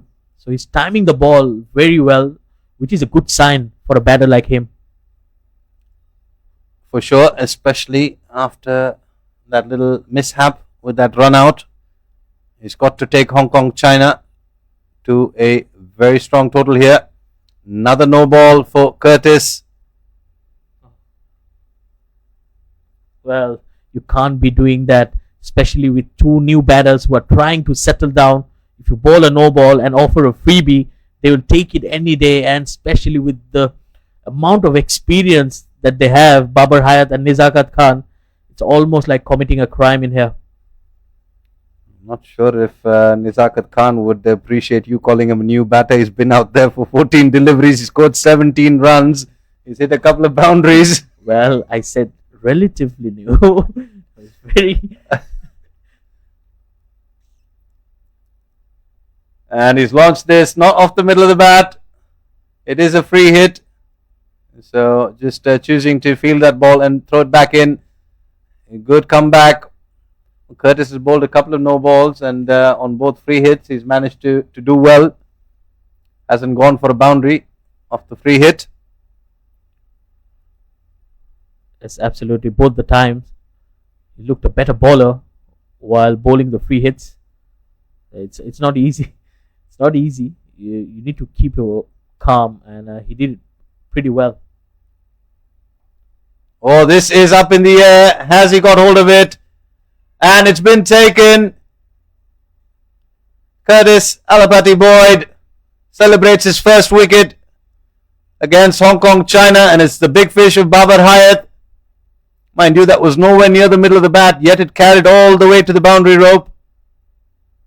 Well, Robert, look at that field setting as well. That fielder was right behind the bowler. So usually we see that long on or long off is slightly wide, but this time he was almost standing next to the side screen. Absolutely, and that gives the Hainam Nyberg family something to celebrate. 10.5 hours of air travel to watch one of their own, Curtis Alapati Boyd. And that's the third wicket to fall for Hong Kong, China. That of Babar Hayat with the score on 140. One delivery to go in the 15th over. And again, after that fall of wicket of Jishan Ali, we can see some nerves and some shakiness in the batting lineup as well. And a couple of wickets, back-to-back wickets in consecutive overs. Well, this is something we have spoken about, that wickets in cluster. You did indeed, Shaidur. And well, the good thing for Hong Kong, China is they've got what seems to be an unlimited list of batters. Martin Coetzee, very capable, can hit a long ball. That's a full toss. The final delivery of Curtis's spell. It's another no ball. So he'll have to re-bowl that one. So the only way he can pick up a wicket is if he gets a run out here.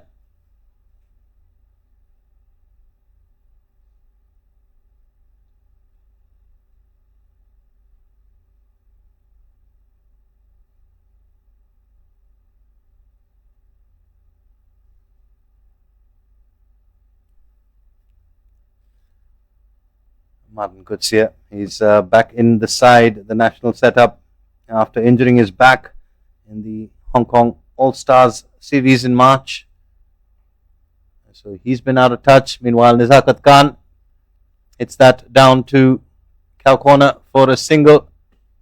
And that closes out Curtis' spell. 143 for 3 after 15.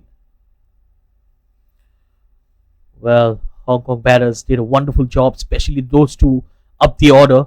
100-run partnership for the opening stand. Jishan Ali being the destroyer, 75 of 48. Anshuman Rath, 32 of 23.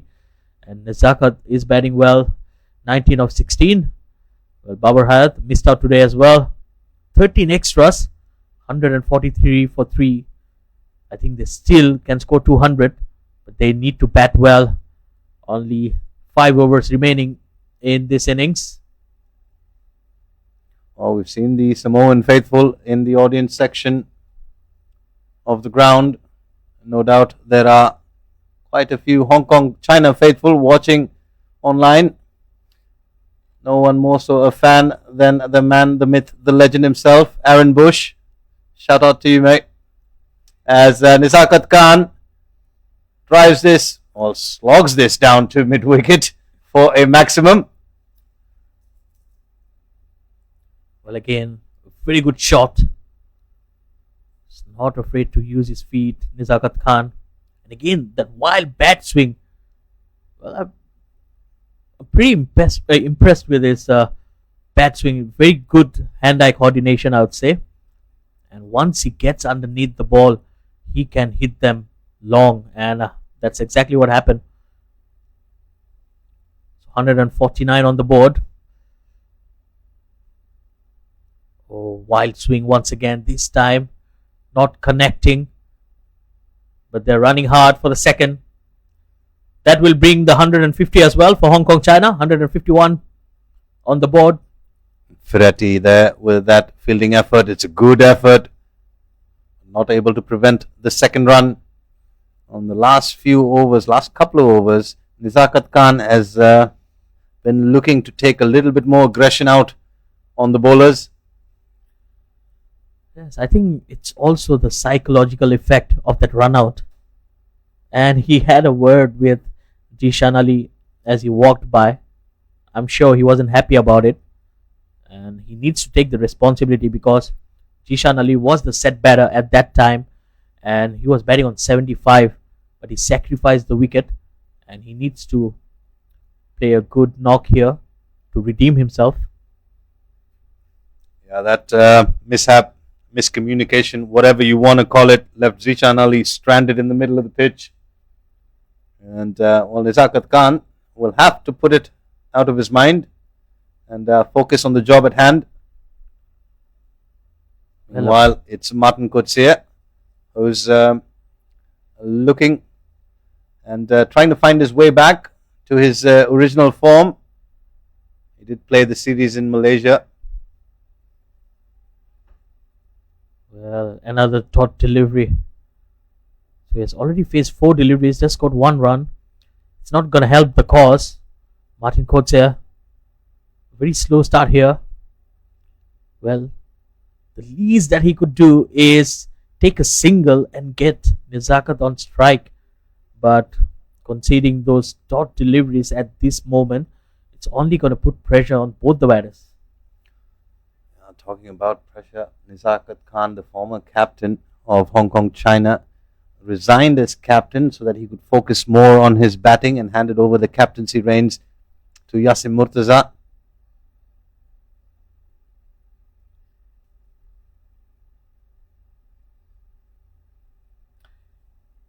Well, we had something similar in Malaysia as well, where Virendip Singh was the standing captain and then he backed out and made way for Syed Aziz, who is right now the captain of Malaysia.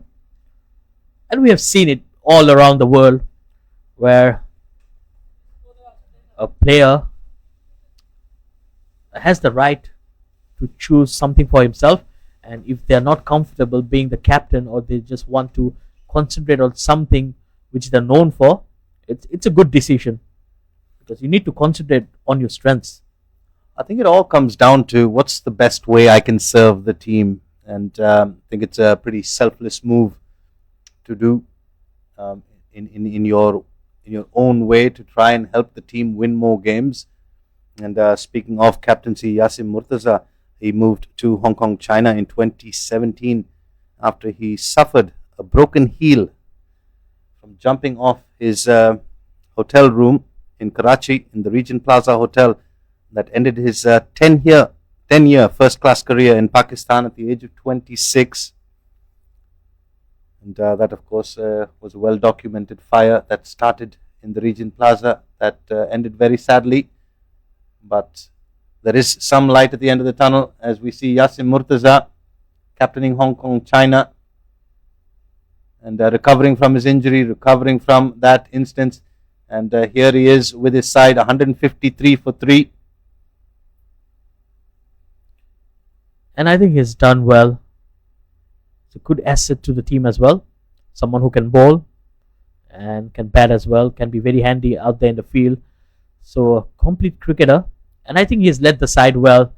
He knows exactly about the strengths and weaknesses of the team. And I think so far, he's done a pretty decent job. And meanwhile, the runs are starting to dry down, especially since Martin Kotze walked into bat. He's batting on 2 of 6 at the moment. Nizakat Khan was on strike, 29 of 20. He'll be facing up against Samoa's skipper, Caleb.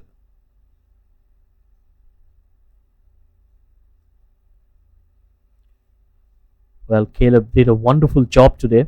It's very consistent with his line and length. It's already into his third over, only conceded 7. Well, that's in the air once again. But going to be short of the fielder, single. I think Samoa won't mind the singles. The good thing is they have stopped the flow of boundaries. Certainly, at one stage, Hong Kong China looking to get in excess of 200 runs. That was while Zishan Ali was out there. And then after that drinks break, things started to slow down. Zishan Ali, of course, also taking a breather from all that lusty hitting. Well, much better on that occasion. I think that's how he should play, Martin Kotze. Oh dear, that's poor. Well, there was no backing up whatsoever. And that Astro on the side is causing quite a bit of trouble. It's worked in favor of Hong Kong China. There was a cover drive early on in the innings that clipped the edge of the Astro, went for 4, over covers his head. And this time it's given the wicketkeeper some odd bounce, half a penny. Well, absolutely. If you're standing close to that AstroTurf, you might have nightmares because you won't feel safe. Especially we have seen in one of the earlier instances today. So yeah, definitely the fielders needs to watch out. That's another good delivery right up there in the block hole. Following the batter on that occasion, Martin Kotze walking across his stumps. Caleb keeping it in the block hole but just going slightly wider. Another brilliant over from the skipper of Samoa. 3 overs bowled by him, just 11 conceded. And considering the fact that Samoa have been conceding runs at quite an exuberant rate, the Samoa faithful got their picnic basket, lots of snacks, lots of water to keep them hydrated, enjoying a little lie down in the shade as well. And on the right is Dan Burgess.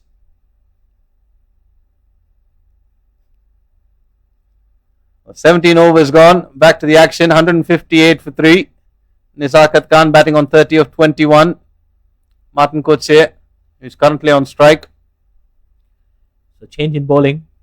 Fefatai Benjamin, and he's welcomed with a sweep shot.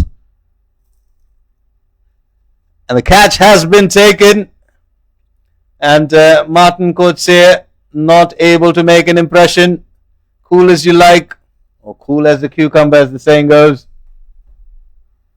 Well, and finally he departs after scoring a slow 5 runs of 8 deliveries. We have seen him not been able to put those full tosses away. And I think it's the right time for someone like Yasim Murtaza himself to walk into bat, because I believe a left hand right hand combination will be much more effective against the spinners. But to my surprise, it's Aizaz Khan who has walked into bat. Mohammad Aizaz Khan, also one of the former skippers of Hong Kong China. And Douglas Finau, who took that catch, has been quite busy. He's held on to anything that's been hit in his direction. And the catching from Samoa has been good. It's the ground fielding, we've said in the first game as well, that could use a little bit of improvement. Oh, this one's fired through. Yes, and a wicket of a full toss, and you can only blame yourself as a batter. Again, good delivery, and straight away we can see the momentum is shifting towards Samoa with those wickets, and now the dot balls are piling up as well. And this time it's driven, but again he only manages to find the fielder. Singles are not going to help.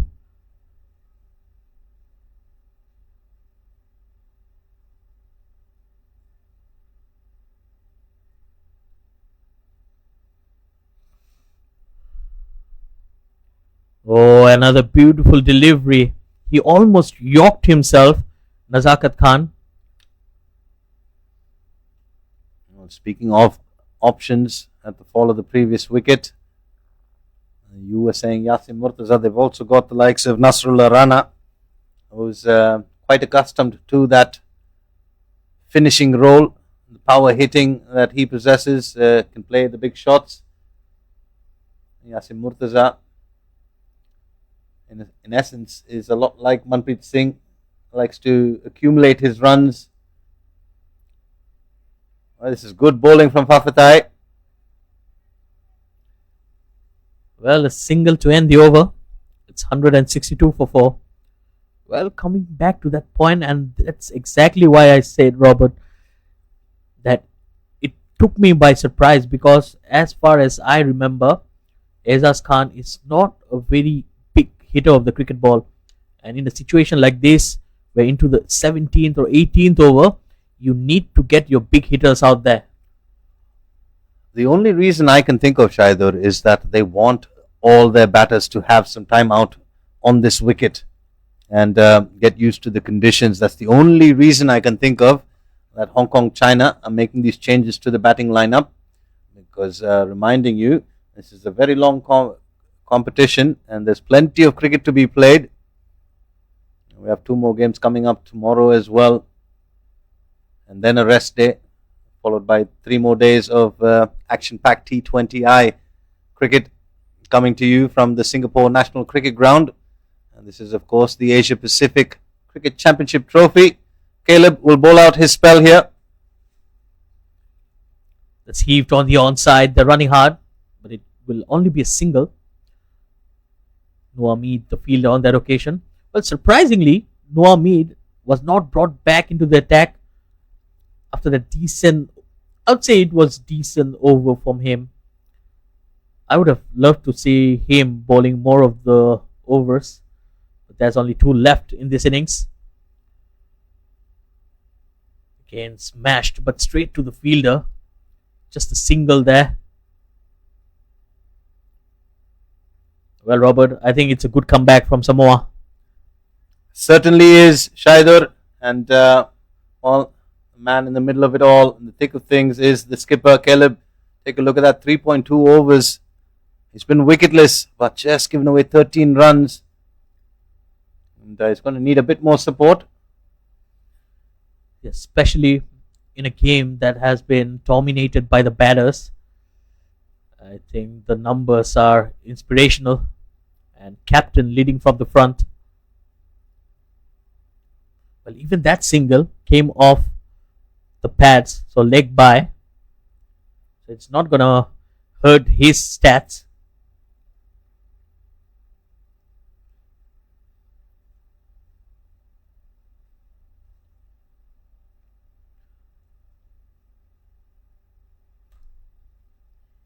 So 165 on the board. Can they get to that 180 or 185? Oh, that was a good delivery. And how did that miss the stumps? It's definitely worth another look. It went between Nizakat Khan and the stumps, almost shaving the coat of varnish off that leg stump. As we take a look at that again. Whoa. Agonizingly close. Caleb, you've bowled exceptionally well. You've got 2 more deliveries. What can you do? Can you pick up a wicket here? It'll be the important one of Nizakat Khan. Well, he definitely deserves one. Ken pulled away. That's in the gap. Oh, that's well fielded. Was Noah Mead. Excellent job done, because that's the smaller end of the ground. And he hardly had any time to reach there. But fortunately for Samoa, he did reach there. Absolutely. Noah Mead, one of the youngsters in the Samoan side. Alongside Curtis, 17-year-old. So, young legs, able to run around the boundary, cover some distance at good speeds. Final delivery of Caleb Spell. Another good delivery. Well, it's the length that has been very impressive from Caleb. and he finishes off his quota of 4 overs. 4 overs, 16 runs. Yes, he didn't get a wicket, but it was a wonderful spell of fast bowling. Certainly, Caleb, you've done your country proud, especially against a very strong batting lineup. That of Zishan Ali, who did the damage at the top of the order, 75 for him. And then Nizakat Khan at the moment, who's batting on 35 of 27, bowling to some very experienced batters in this format. And to give away just 16 runs from your spell of 4 overs, that's quite a phenomenal effort. Meanwhile, final over of the first innings here, coming up between Hong Kong China, who won the toss, chose to bat, had a good start, had an explosive start, Shahidul, and just lost their way at the fall of Zishan Ali's wicket, which seems to be a recurring pattern. Yes, absolutely. That's exactly why, as a batter, they need to play their natural game. They shouldn't be looking what's happening at the other end. Yes, you need to be aware of the situation, but at the same time, you need to play your game. And it's something that happened twice in 2 games, so definitely a matter of concern for the Hong Kong China side. 168, only 6 legal deliveries remaining. How many can they add? Samson coming into bowl the last over. Oh, that's brilliant bowling. Samson Sola.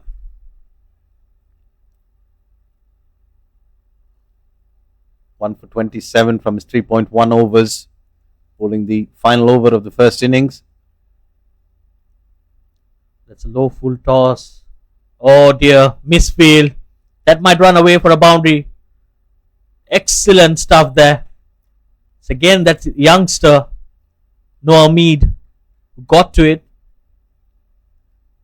It's both the youngsters on that occasion, Noah Mead and Curtis, teaming up. Speaking of youngsters, take a look at that. Scenes coming to you from the Singapore National Cricket Ground.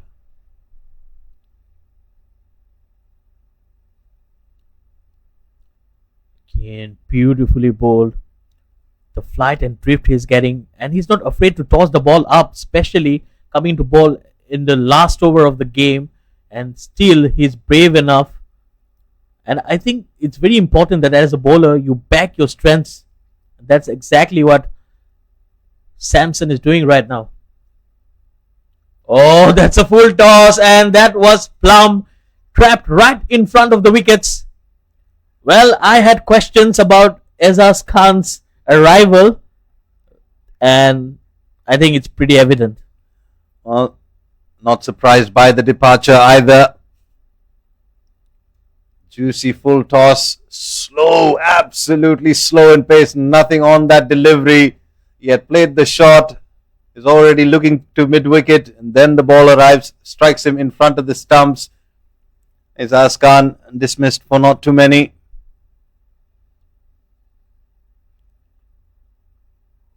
Oh, we spoke about Samoa trying to pick up 5 of these Hong Kong China batters. They've done that, and they've restricted them to 171. Hong Kong China at one stage looking to get in excess of 200, and they'll still be quietly pleased with 171 on the board. Yes, absolutely. Like, that's the number that Yasim Murtaza mentioned at the toss, and I believe you heard it from him itself. But yes, if you ask me, definitely they were 20 to 30 runs short, especially at the start. I mean, such a wonderful start they had. They just lost their way into the game. Nasrullah Rana, who we thought should have come in slightly earlier, perhaps in place of Ezaz Khan, is out there, gets off the mark with the first delivery. Nizakat Khan, what can you do with one legal delivery to go? Well, a dot ball to end the over and the innings as well. Every dot delivery bowled in that last over was absolutely gold dust. So 172 on the board. Let's have a look at the bowling, the batting first. Zishan Ali 75, Anshuman Rath 32. Was those 2 openers that set the tone for the team, and Nizakat Khan 38, and the rest of the batters all in single digits, nothing much to talk about. And 15 extras in that innings as well. Well, the bowling for Samoa, we did say the bowling and their fielding has been quite impressive. 3 bowlers bowling their full quarter of overs. Fafatai 1 for 32. No wickets for Caleb. 16 runs conceded. Figures do not reflect how well he's bowled here today. And Curtis 1 for 44, slightly on the expensive side. Solomon Nash as well. Unfortunate not to pick up the wicket of Zishan Ali. And Noah Mead 2 overs for 21. And Samson Sola, pick of the bowlers, 2 overs 31 for 4 from his 4 overs. And when we come back from the break, Samoa will need 173 as they try to chase down these runs.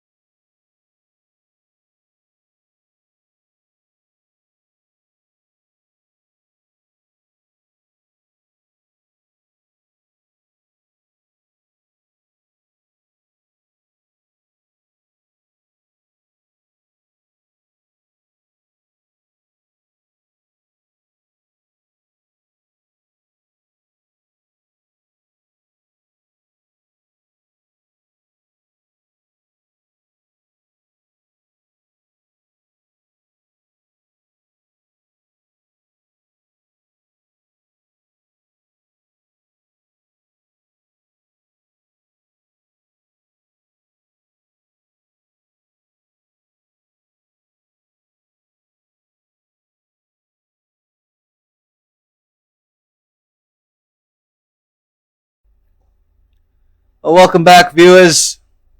We're just about ready to get underway. The players have made their way out there. The umpires have as well. Samoa needing 173 and what will be truly a big upset if they can manage to get there. Atikul Rahman with the new ball for Hong Kong, China.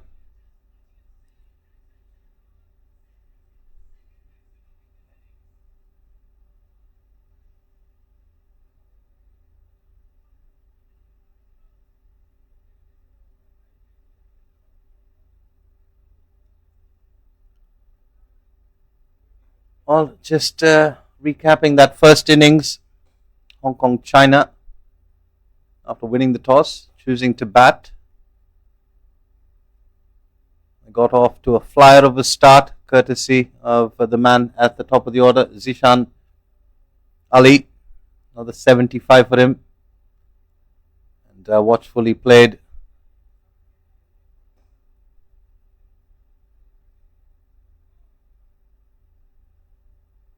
Samuel James, French at the non-strikers end, and Darren Roche on strike. Slip in place.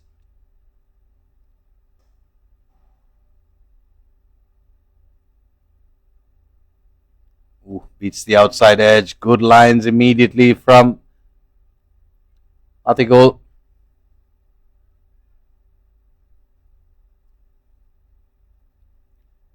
Rahman Iqbal. Another one that goes past the outside edge. Two slips in place now. Use of the feet. Played down to mid-on. Quick single attempted. He's off the mark. It was a risky single attempted.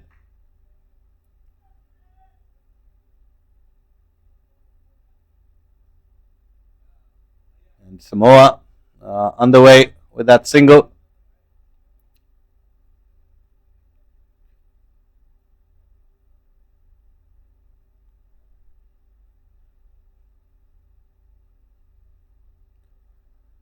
Yasin Murtaza just moving his fielders around. Quite a phenomenal story of the skipper of Hong Kong, China. His team have gotten him to the total that he was talking about at the toss. And Samuel James, French, a very good looking shot to get off the mark.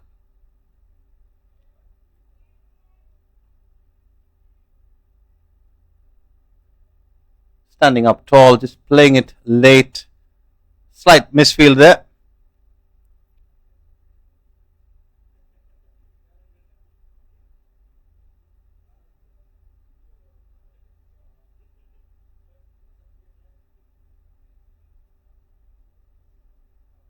Oh, big swing at that one from Roche.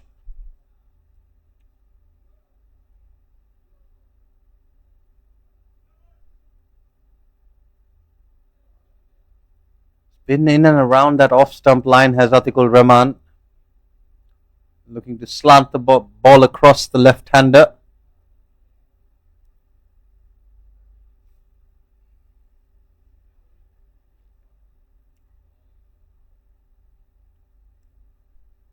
Interesting enough, they've taken out the two slips. Would have gone closer to second slip. That's the end of the first over. 3 runs coming off it. Samoa, well, they'll be looking to bat out their entire 20 overs and try and get as close to this target as possible. And, well, the fans from Samoa, they've made the long trip across the ocean, across the seas. And they wanted me to give a shout out to Samoa Kiriketi in Wellington. And I hope you're watching. As Samoa did well there in the first innings to hold back Hong Kong to 172 rather.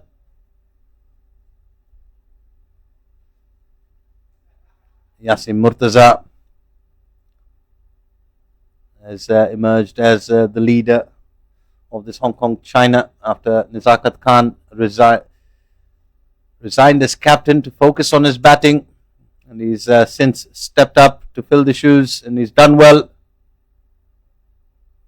Hong Kong China missing out against Malaysia in the opening fixture when they scored 151 runs. Zishan Ali scoring 101 of those. And, well, definitely a very strong side. Not the best of starts from Nasrullah Rana.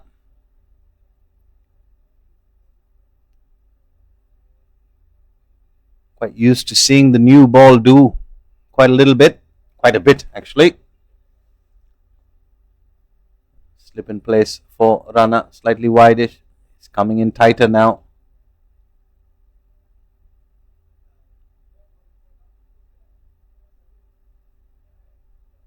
Beats the outside edge of Roach yet again.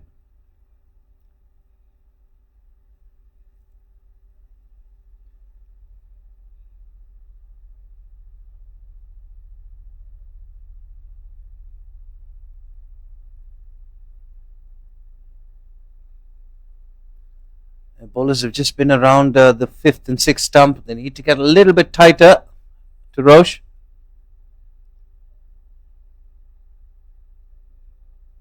This time pitching outside leg stump, and just needs to now find the one that lands in between both those lines.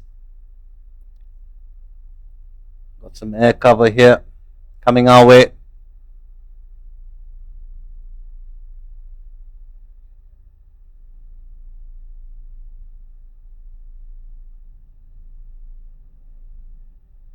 Great camera work there from our cameraman. Back to the on-field action. This is off the pads. We'll wait for the signal from the umpire for confirmation. No, it's off the bat. So Roche just guiding one down to fine leg, picking up the first boundary for himself and Samoa. Very nicely done from Darren Roche.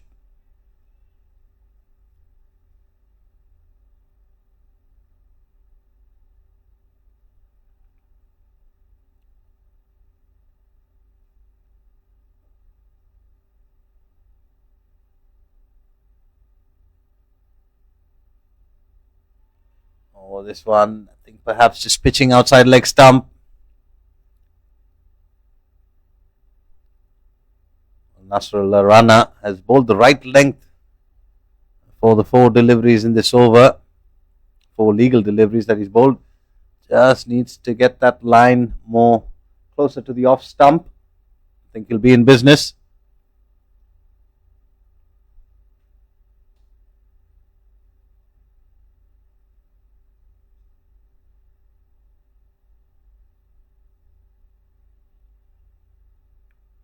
Quick single attempted, and that'll be leg byes.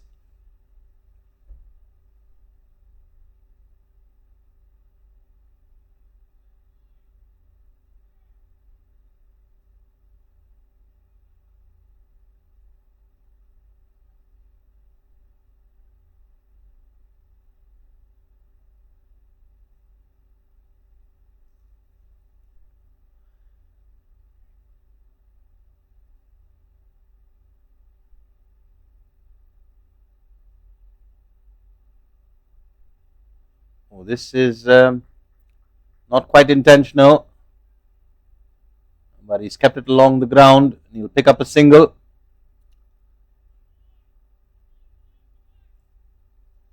Samuel James French has done well. He's gotten Darren Roche back on strike very quickly. Good effort there. A deep third. Very athletic fielding. After 2 overs, Samoa 10 without loss.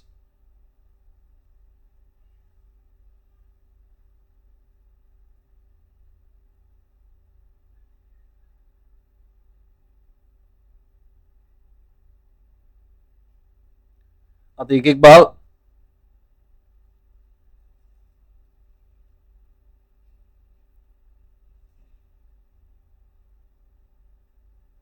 James French has looked quite good with the bat. Oh, this time off the leading edge. And a comfortable catch pouched by Nizakat Khan. That's the first wicket to fall for Samoa. Samuel James French out for 2.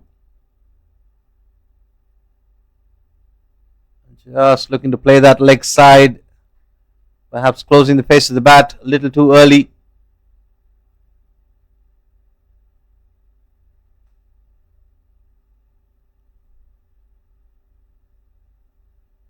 Disappointing dismissal for Samuel James French. Perhaps just telling Douglas Finau that the ball is skidding. Mind you, the surface today in both games has held up really well. You can see the Hong Kong China players taking every opportunity to hydrate themselves. Lots of games coming your way from the Asia Pacific Cricket Championship Champions Trophy of 2025 from Singapore National Cricket Ground, where we are nested very nicely with a beautiful backdrop. Lots of youngsters coming through the gates, practicing, using the facilities, which we'll get back to in just a second. The turf, the pitch itself, has played quite brilliantly.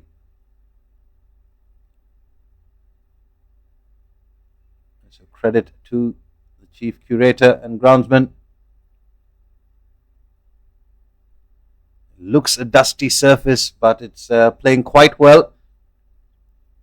Yesterday it was a bit on the slower side. Today, both games, it's been coming onto the bat nicely.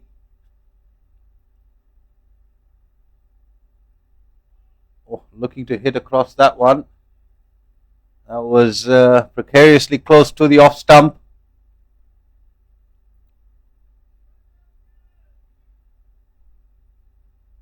Douglas Finau has decided that he's had enough of a look. He's going to try and take the attack to Atiq Iqbal.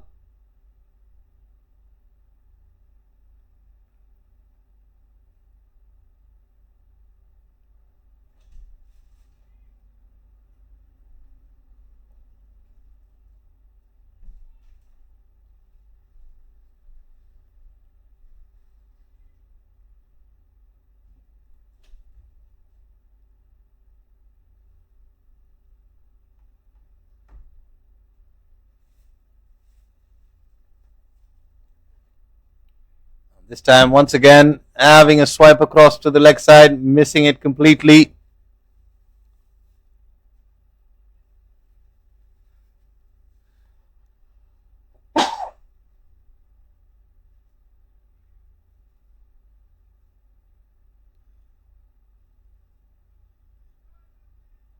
Final delivery of the third over coming up, and Douglas Finau.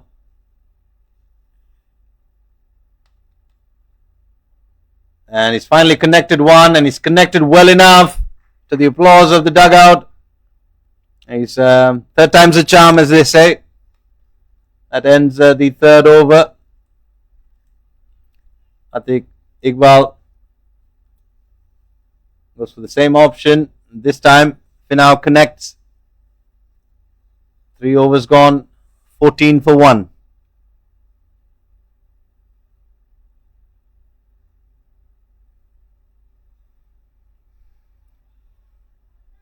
Well, the youngsters are the star of the show today, and it's wonderful to watch such young talent coming in to play, to learn the game, the wonderful, beautiful game of cricket.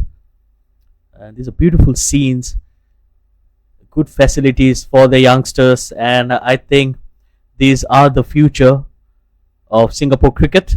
Meanwhile, after 3 overs, 14 for 1. Decent start. Yes, they lost a wicket, but they have got some runs. But will it be enough, Robert? Well, long way to go. I'm going to reserve my opinion on that one. And Nasrullah Rana has went up with a half-hearted appeal. Darren Roche, I think, might want to play a bit more down the ground. There's absolutely nothing wrong with trying to take on the bowling, but he's looked to go square of the wicket. And the Hong Kong China bowlers have kept it just that slightly fuller. Rana pulling out of that one.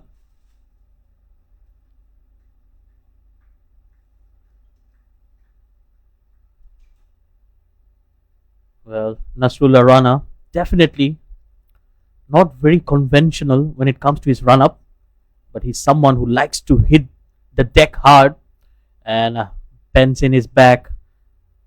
And he's definitely one of the quicker bowlers, in fact the quickest of the lot.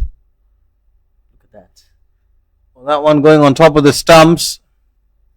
And Darren Roche continuing to try and find the boundaries square of the wicket.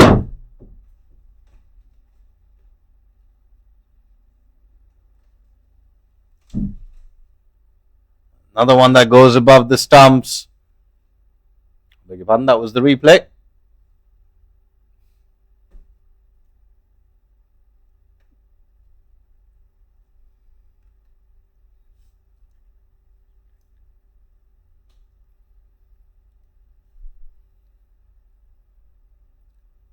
And this one slightly more back of a length. Well, that looked like an action replay anyway, Robert. It didn't it? And Darren Roche, he's continuing to attempt and try and find the mid-wicket boundary. Instead, he's better off trying to go over Yasim Murtaza, who's at mid-on.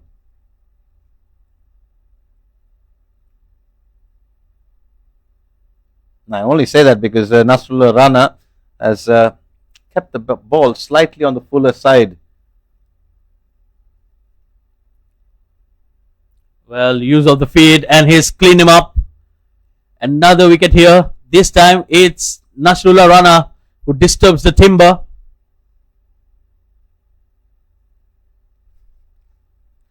Nasrullah Rana has the best figures in T20Is for Hong Kong China. 6 for 12 against Papua New Guinea in Kuala Lumpur, Shaidur.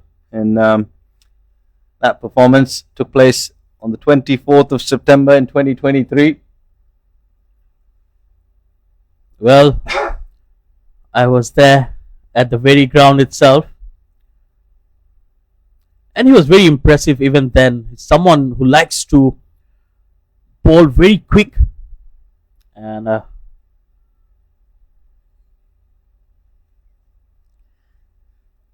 I think he has been the X factor for Hong Kong China, especially in the bowling attack. Well, with someone that express, he hardly takes the new ball. So he's someone who likes to bowl with the older ball. I mean, that's one of his strengths. And I was very shocked to see Ayush Shukla, who bowled a brilliant spell in the last game, was dropped in this game. Yeah, absolutely. I think, again, we spoke about the changes in the batting order and the changes in the playing 11 as well. And I think because of the long list of games that these nations have to play, and these teams have to play, they want everybody to be ready for the business end of the tournament. And perhaps that's the only reason I can think of. And that goes past the outside edge. That was a screamer. Again, beaten for pace. He had no clue whatsoever. And look at that. Extra pace once again and good movement as well. Good seam position, just hitting the deck and going away from the right-hander. This is classic bowling here from Nasrullah Rana. Well, the pacers are doing a decent job here, but for my liking, I think the spinners will come into play very quickly. The likes of Ehsan Khan and the captain himself, Yasim Murtaza, I think will be better options as the day progressed, and surely the cracks are going to open up. Oh, that's in the air. Took the leading edge. Again, Fafitai had no clue whatsoever. Well, a wicket and a single coming off the second Nasrullah Rana over. 4 overs gone, Samoa 15 for 2.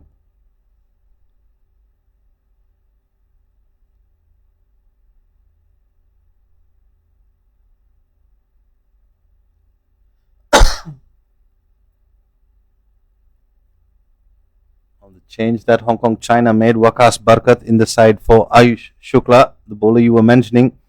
Waqas Barkat likes to bowl skiddy spin, which should suit the surface that we're playing on. We saw that this morning from the bowling of Vijay Unni, who picked up 4 for 6 from his 4 overs. Brilliant spell of bowling that we witnessed here in the morning.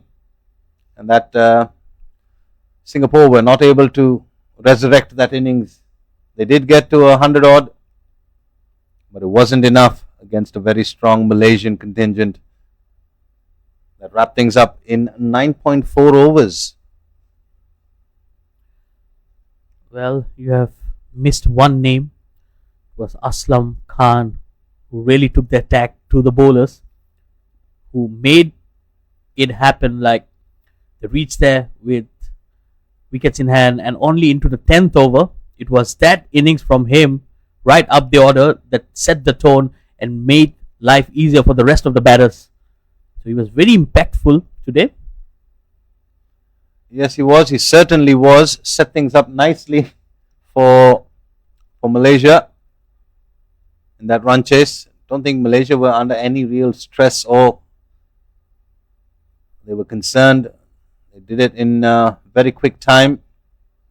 And coming back to the spin options that Hong Kong China have, they've got Yasim Murtaza, the skipper, Ishan, Waqas Barkat, and also Nizakat Khan, who can bowl some spin.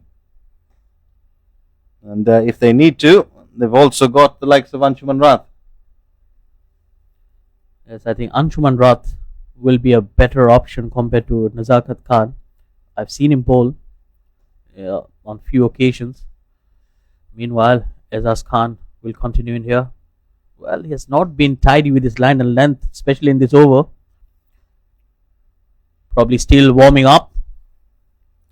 Yeah, interesting approach from Hong Kong China. They've got plenty of spinners, yet they're choosing to operate with medium pace.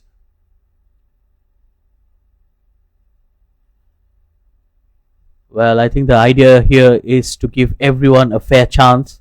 So all the bowlers need to bowl some overs here, especially in a long tournament like this. A lot of action-packed games lined up after this. And I also think, like we talked about the batting, Shaidur, you want all your bowlers to get used to the conditions and know where to bowl. Because on certain surfaces, your target is to hit the top of off and you'll have to pitch it in a certain area. And on a different surface, you'll have to pull the length back or go fuller depending on where you're playing. And I think this is possibly the reasoning behind trying all these bowlers, because at some point your spinners are going to get hit as the tournament progresses, and then you've got to have your options open. That is hit down the ground, but straight to Babar Hayat, and that's the 3rd wicket to fall for Samoa.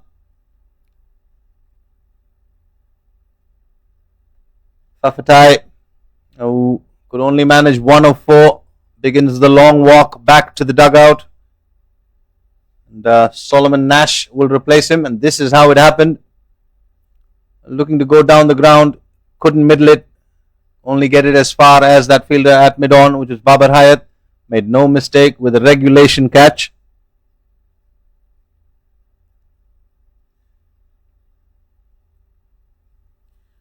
Yes, a very soft dismissal there.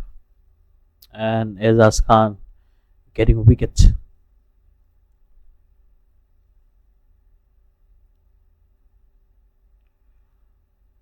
Well, Robert, we're talking about changes, especially in the bowling lineup.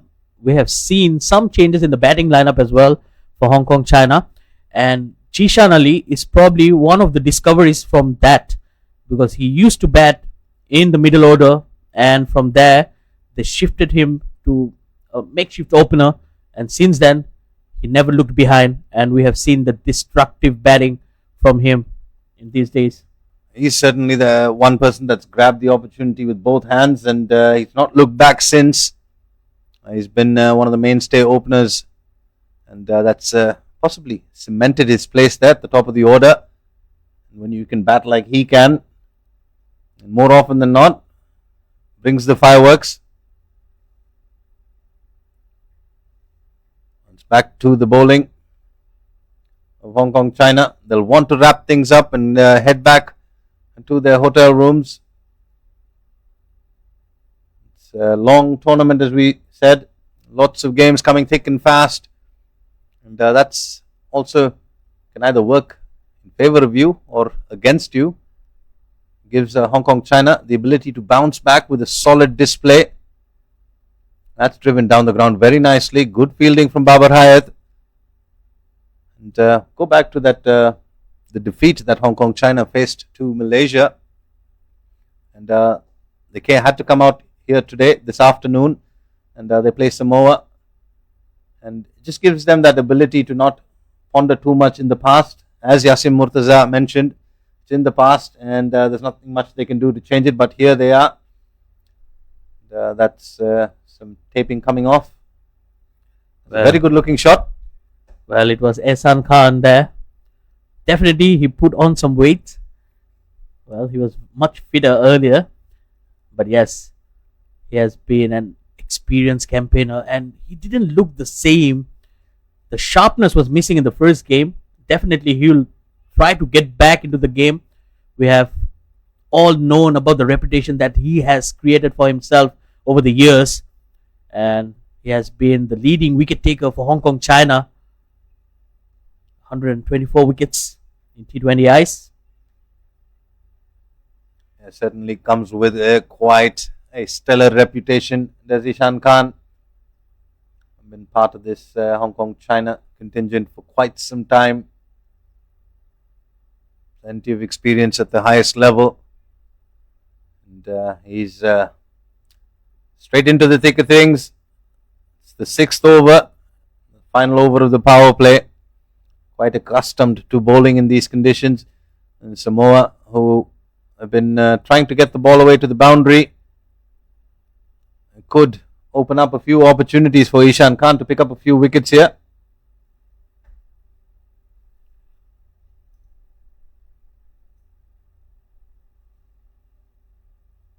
Well, as expected, Ehsan Khan comes into bowl.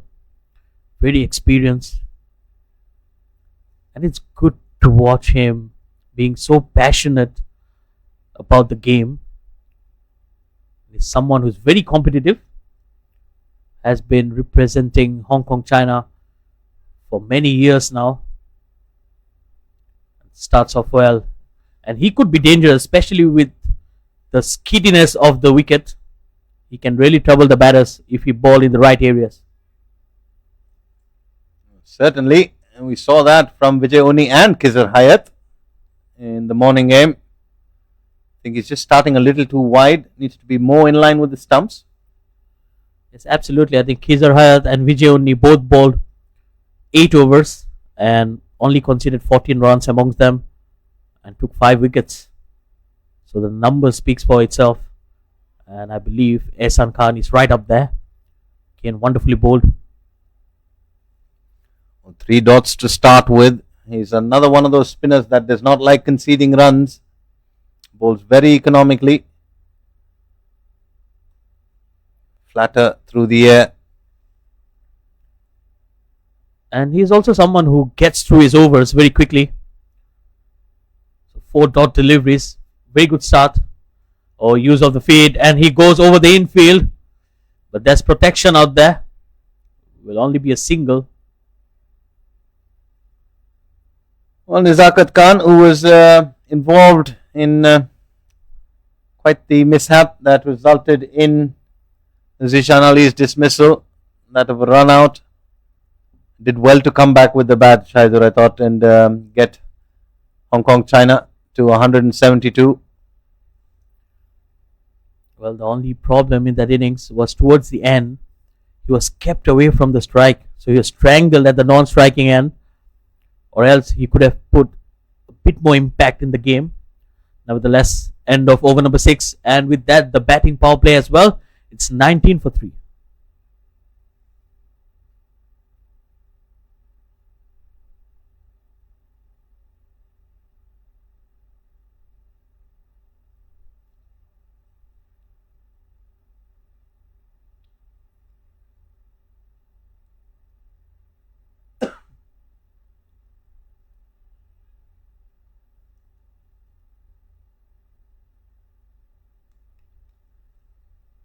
Oh, Yasim Murtaza continuing to opt to give his medium paces a go here. Azaz Khan, right arm medium pace. Pretty defensive field.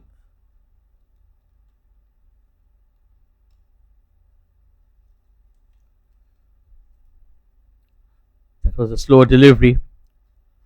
Heaved away on the onside. Easy single there.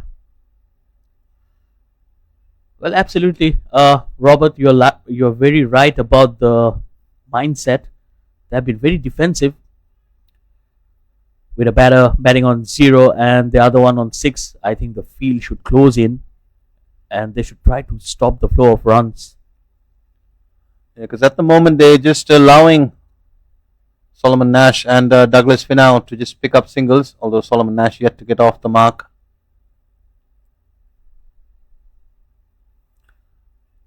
That's a wild delivery, wide outside the off stump. Still, he went for it. Well, the only thing I can think of why Yasim Murtaza has opted for a defensive field is because the Samoan batters have looked to go after quite a few of these deliveries, and he's probably positioning his fielders in places where they can attempt or take a catch. Well, finally, Solomon gets off the mark. It has been a slow start for him. Scored a single run after 5 deliveries. Well, I think the intent is missing. Yes, they have lost some early wickets and they're chasing a big score, but at least you should look to get there, which we have not seen. They're pretty happy just defending the ball around. Again, wild swing, another wide. So he will need to reload those. It's going to be a very long over here for Azaz Khan.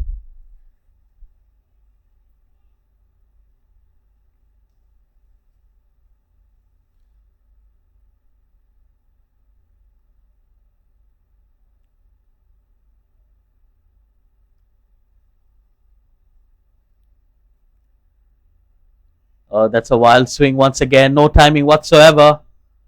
Well, felt in no man's land. Nazakat Khan wasn't even trying. Probably he just misjudged the flight. It was definitely in the air for quite some time. Nazakat Khan, who's been a part of the Hong Kong China side for quite a few years, not as young as he once was, Shaidur. And mind you, he was standing at mid-off. That ball landing on the inner ring around the mid-on area. So perhaps a few years back, perhaps Nazakat Khan would have been able to get to it. Another attempted slow delivery. This time it should be a simple catch. And yes, it is. So finally, he gets a wicket. A wicket here for Azaz Khan and Hong Kong China. And Samoa loses their 4th. Well, Solomon Nash going after a wide, slower delivery from Azaz Khan, hitting it straight down the throat of Martin Coetzee. He pouches that one safely. 24 for 4. 2 deliveries to go in the 7th over here as Caleb, the skipper from Samoa, walks out to the middle. He had a good day with the ball, Shaidur. I thought he bowled really well.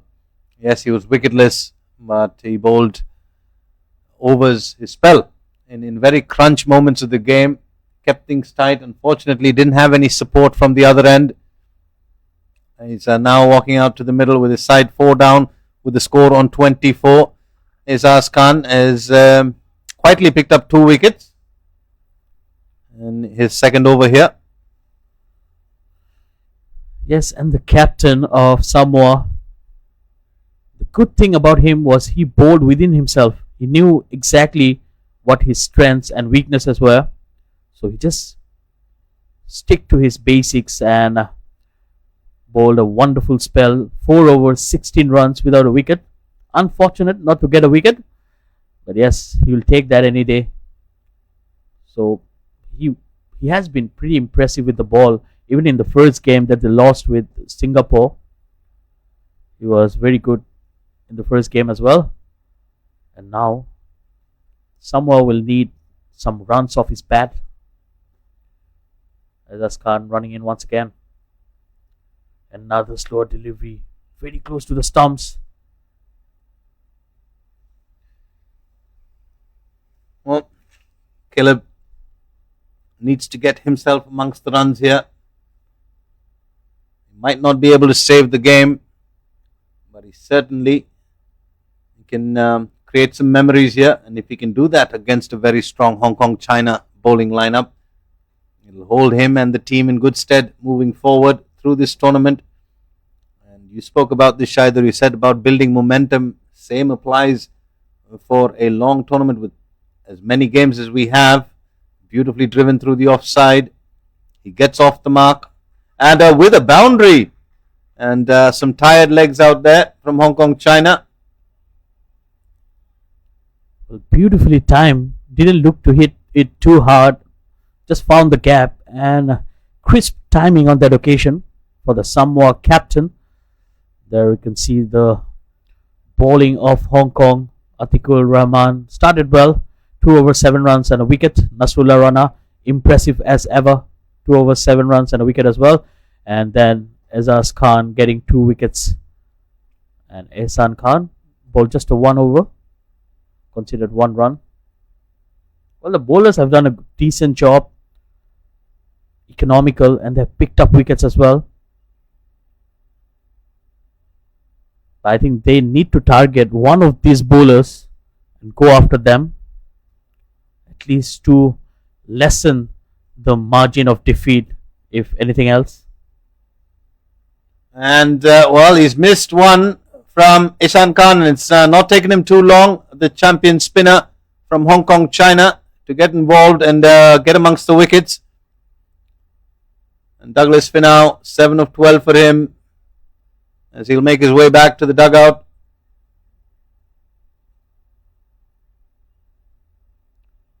Well, he almost yorked himself, missing the line of the ball.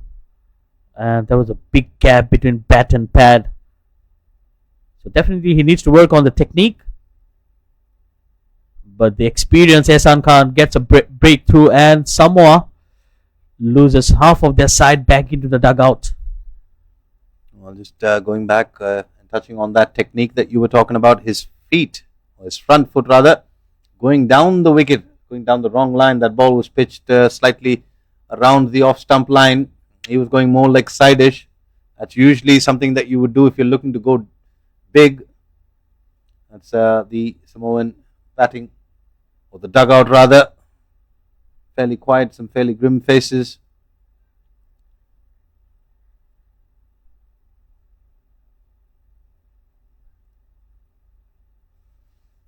And well, for Samoa, as the tournament progresses, they'll want to make improvements in their performances.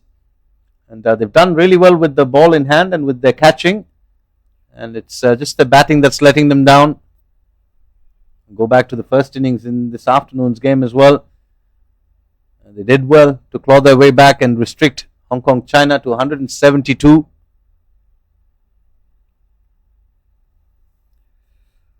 That was well bowled once again by Ehsan Khan. Well, Ferretti, the new batter,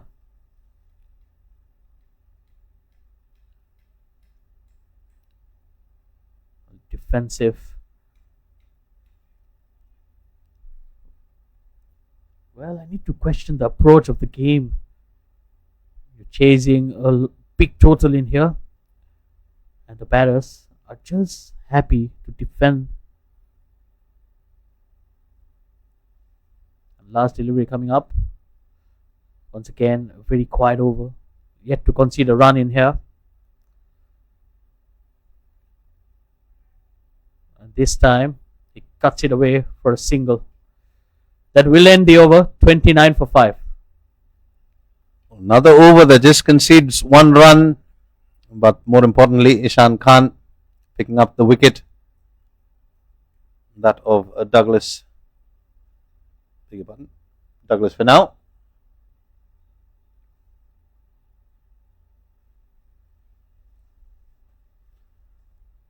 Eight overs gone, 29 for 5 for Samoa.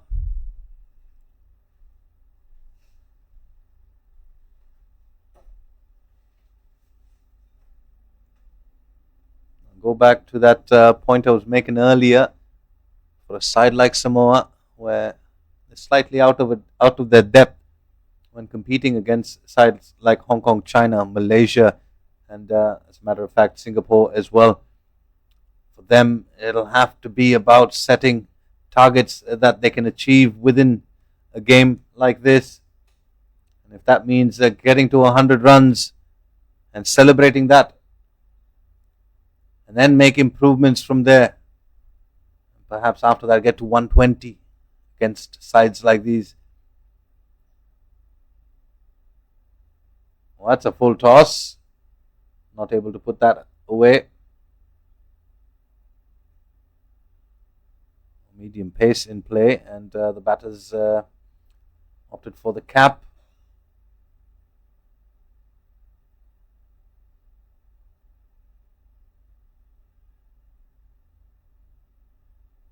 Two for 12 for Isas Khan as he's into his third over here.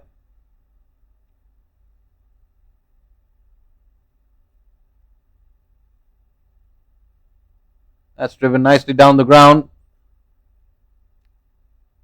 Another single, very good looking single for Ferretti.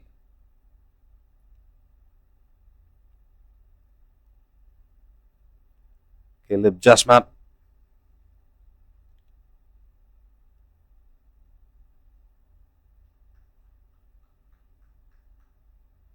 A very good looking boundary in the previous over. Just pushed it through the offside. Zishan Ali with the gloves. He's been exceptional in the first two games that he's walked out there with the bat.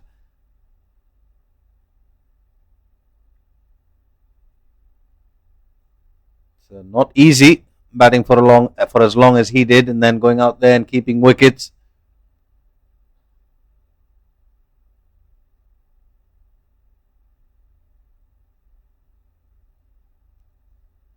Yasim Murtaza hasn't had much to do apart from winning the toss. His team have got a very strong total on the board, 172. Samoa need 143 more of those.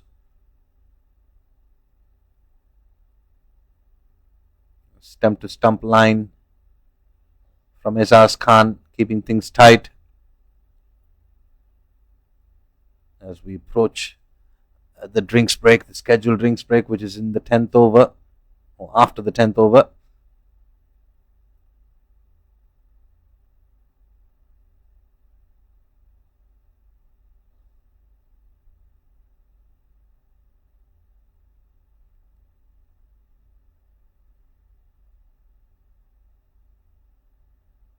Oh, this was way down the leg side. Not much Zishan Ali can do about that. That'll be 5 wides. That'll take the score along nicely to 35.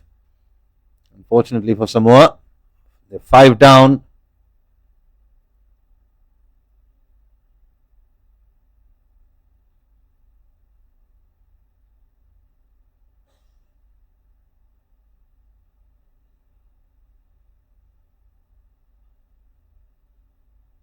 Oh, he's pulled out at the very last moment.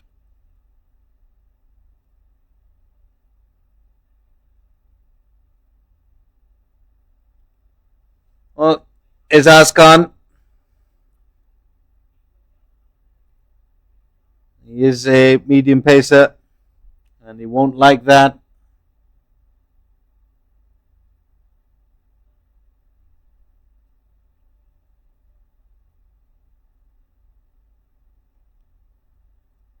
Driven once again quite nicely through the offside. Babar Hayat has just gone a bit wider at that long off position.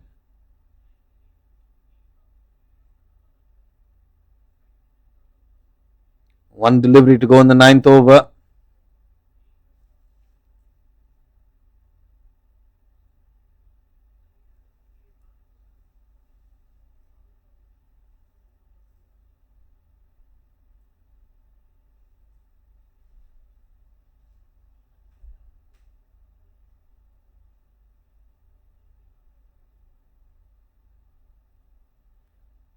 Ferretti drives one quite well through the offside. They'll pick up a single. So at the moment, both these batters quite happy just to nudge the ball around, not taking too many risks.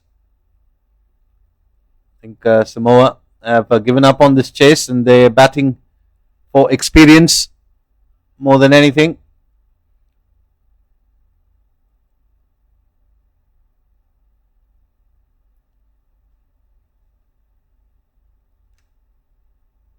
Ishan Khan, the only player for Hong Kong to take more than 100 wickets in T20Is.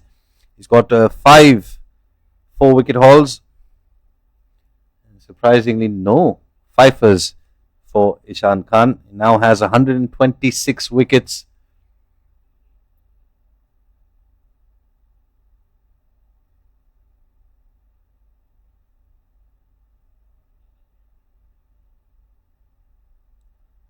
And, they continue. Just work the ball around.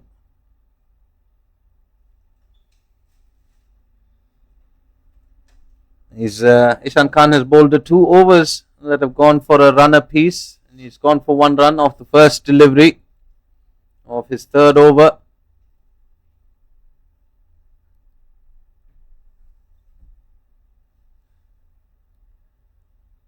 Figures of 1 for 3 from 2.1.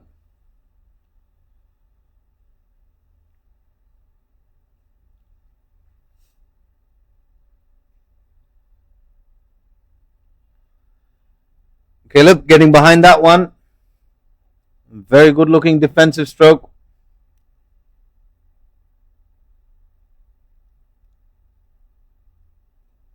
That's driven. It was a full toss, but straight to cover.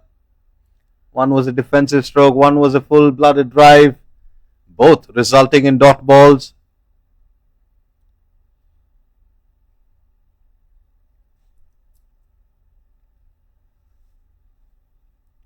Shaidur, what do you make of the batting plan so far from Caleb and Ferretti? It's like they've just about given up on the run chase. And they're just looking to survive and bat for experience. And I don't blame them. 5 down with a score on 38. 4 deliveries gone in the 10th over. And they've got to make the most of the time out there in the middle. Try and build on this experience that they're getting here at the Asia Pacific Cricket Champions Trophy. Yes, absolutely. I think they have lost their way. I mean, sometimes you can lose games. That was a close call there. Umpire says not out.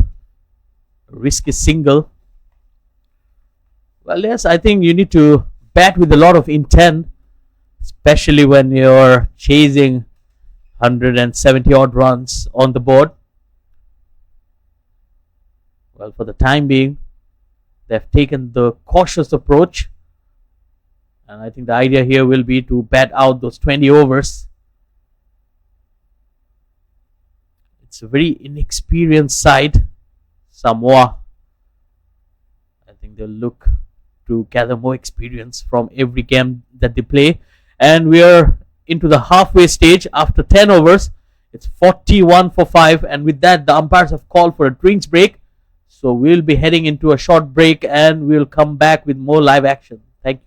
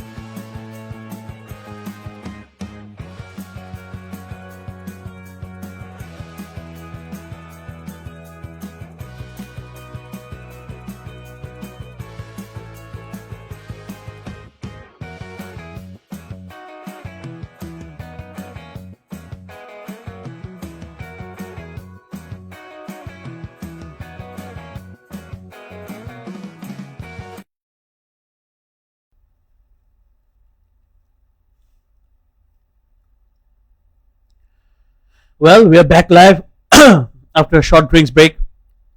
41 for 5. Samoa lost half of their team back into the dugout. And now it will be time for more spin. It's the opener, Anshuman Rath, coming into bowl. So it will be interesting to watch the next 5 overs of the game. Anshuman Rath, left arm orthodox. Oh, he goes in the air. But just away from the fielder. Couple of runs taken. No timing whatsoever. But at least the intention is clear.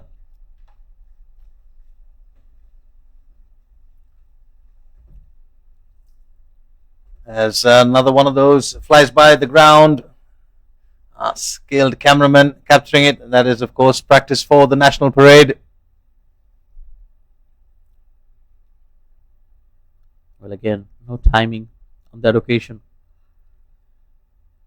Well, Robert, Samoa have taken the cautious approach, but then going into games like this, I think they need to build that habit of scoring runs, which will help them, especially in the T20 format.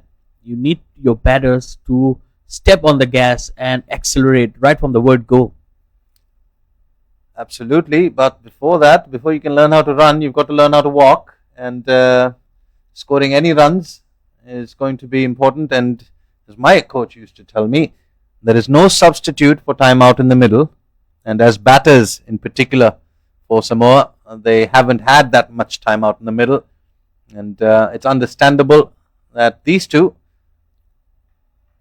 that's hit beautifully for a boundary. And this is what you're seeing, Shaidur, is that once they spend a little bit of time, your body and the reactions, they adjust to the surface.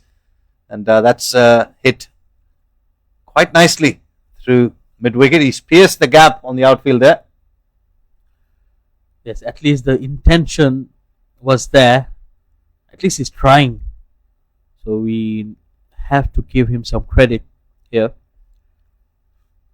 Peretti. Well, the rest of the batters have really struggled out there, isn't it? Courtesy of some good bowling as well. Oh, juicy full toss.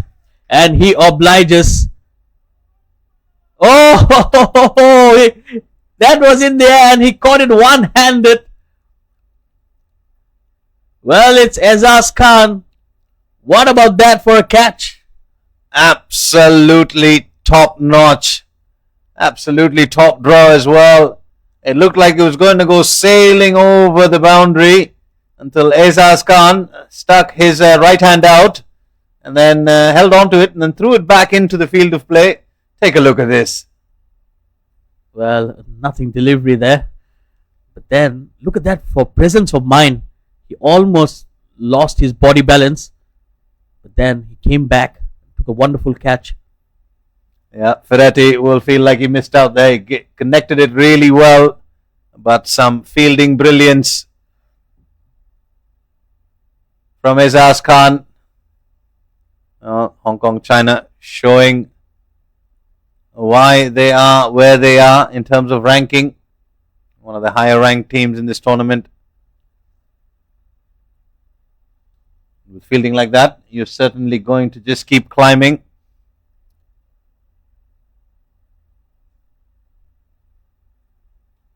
.49 for 6. One delivery to go in the 11th over. Anshuman Rath has picked up his first wicket. Well, the idea has worked. He tried to entice the batter to play that big shot and cost him the wicket. Again, that was bowled much slower. He's not giving any pace to the batters to play with. And that will end a successful over. After 11, it's 49 for 6.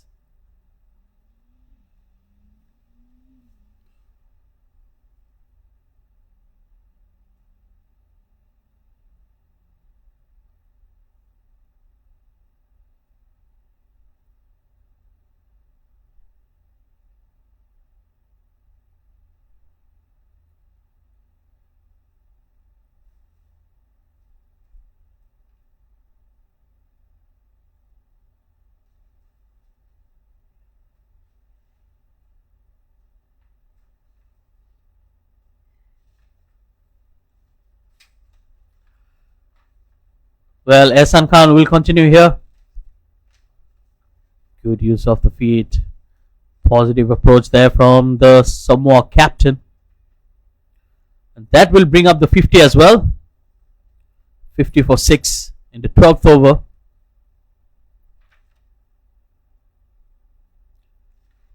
I think the spinners have done a wonderful job here.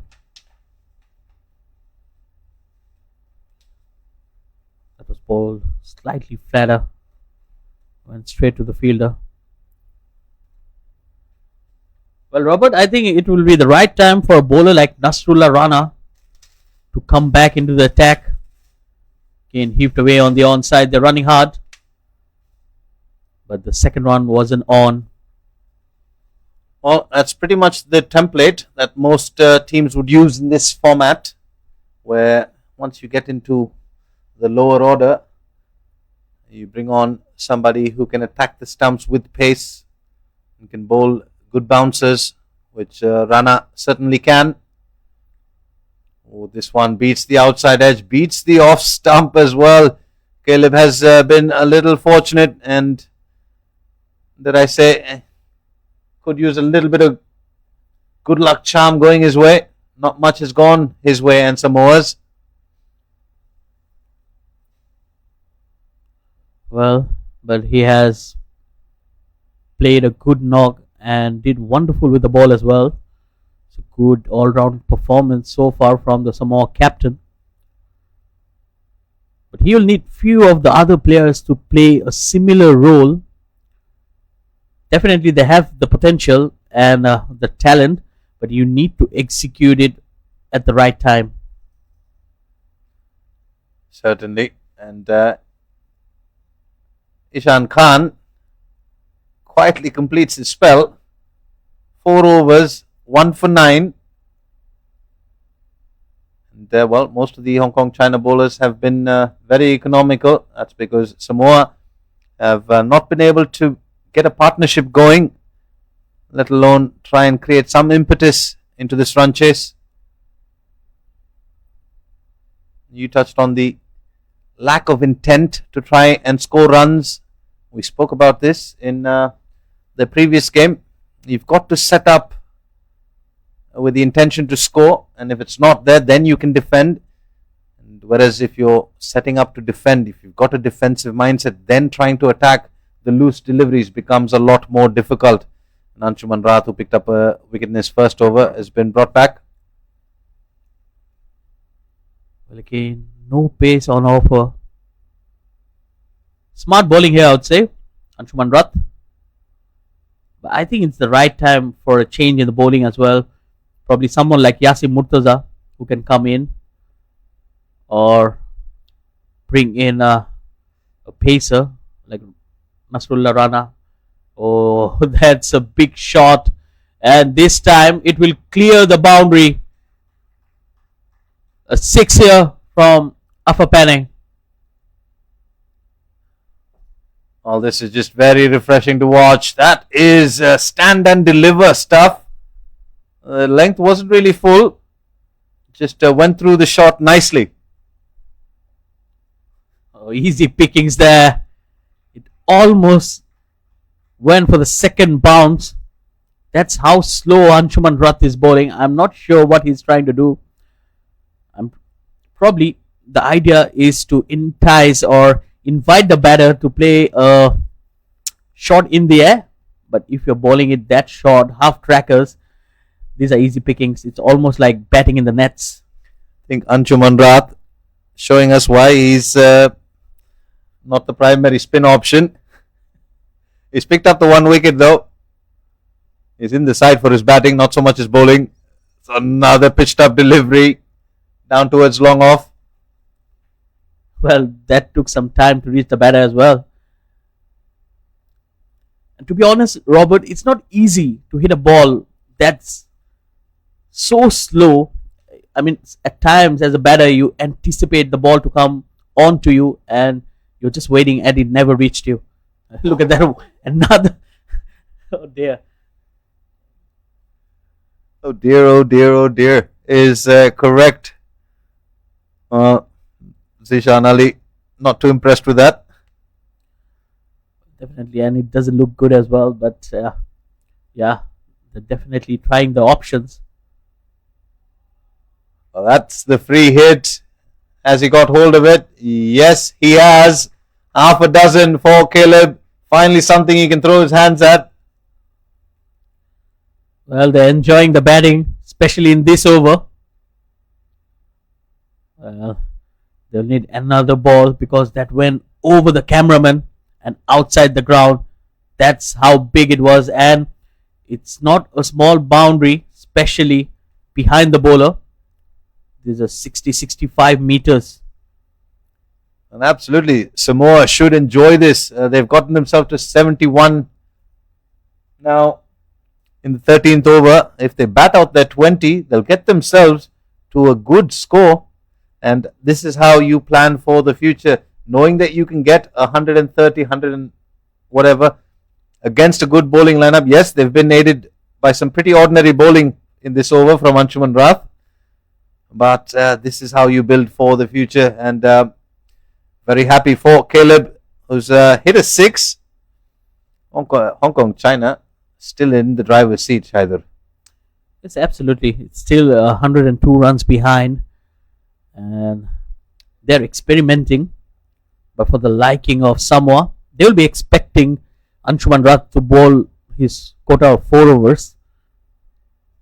And so far, it's easy pickings for them. And he goes downtown once again. That's high and handsome. I think we're going to need another ball as a replacement. Anshuman Rath just grabs his hat from the umpire, walks away.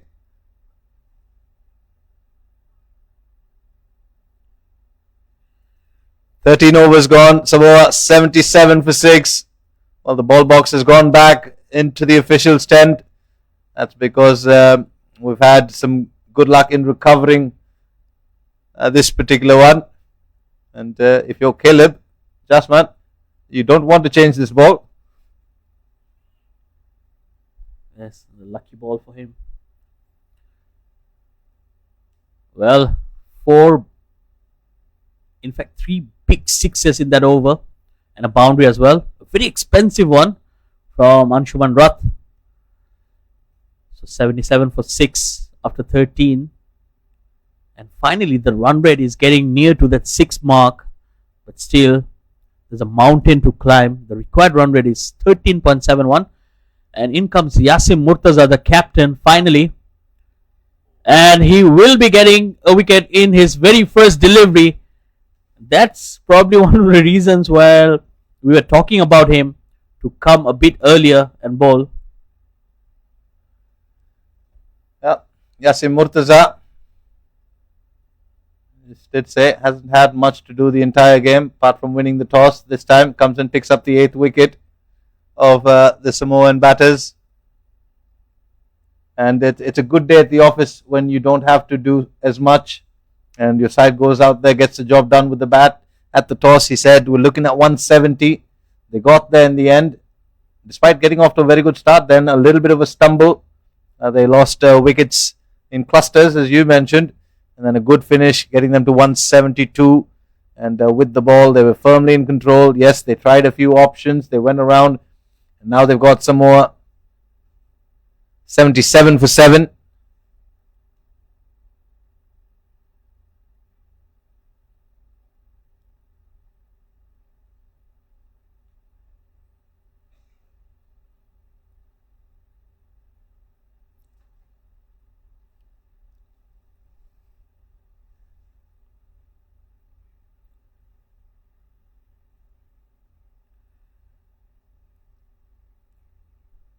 Well, in walks Samson Sola. Very impressive with the ball. The off spinner. Bowled a brilliant last over as well. Very economical. Ball with a lot of heart. It's not easy to bowl the 20th over of an innings being an off spinner. And he gets off the mark straight away.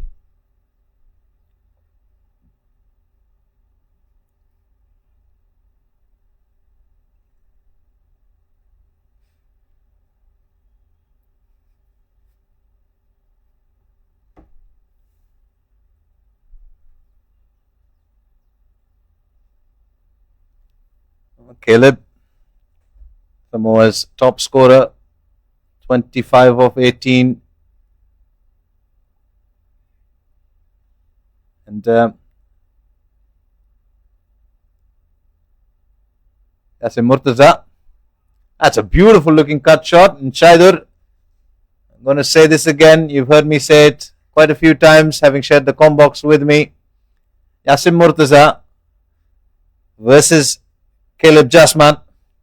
My favorite encounter on a cricket pitch, on a cricket field to watch. Captain versus captain. It's Caleb 1, Yasim 0 at the moment. Yes, a good contest to have between bat and ball as well. Good delivery. That was some drift and turn there. And like we have mentioned, we have touched on this point earlier as well. As the day progresses, the pitch only gets a bit slower and we can get some turn. Look at that once again, coming in from one of the patches just around the off stump of the left-hander. Probably that's the landing feet of the pace bowlers. Well, Caleb's got to be a little careful here. He's cutting against the spin, against the turn.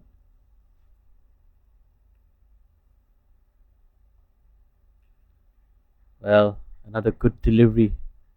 Again, I think the idea is pretty clear to get the deliveries in that rough and get through his defenses through bat and pad. Well, a decent over here comes to an end. After 14, it's 83 for 7.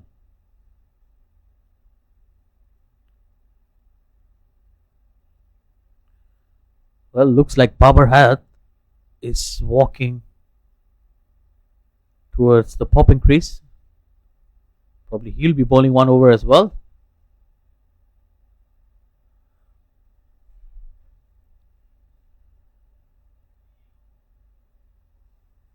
Brilliant camera work yet again, and if that was representative of the game, that would be that of it flying away from Samoa. But they are playing really well. 83 for 7. Some resistance from Caleb, and the skipper of Samoa. 30 of 22 for him. Well, I was wrong about the looks. It's Wakas who's coming into. Oh, well, the non-striker didn't even flinch there. That is Samson Sola. Take a look at this.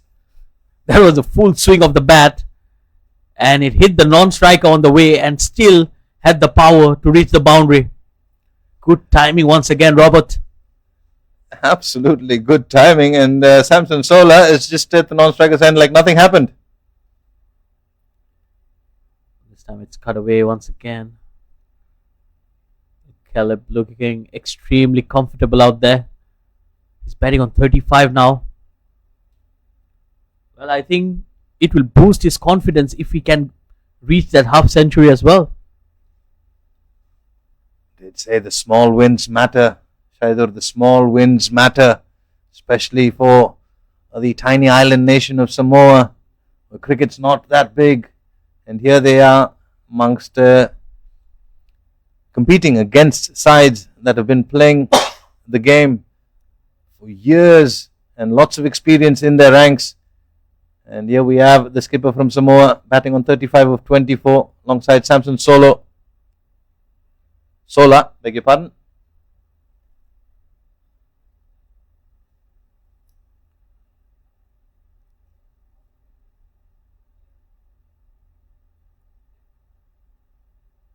That was ball wide and rightly called so.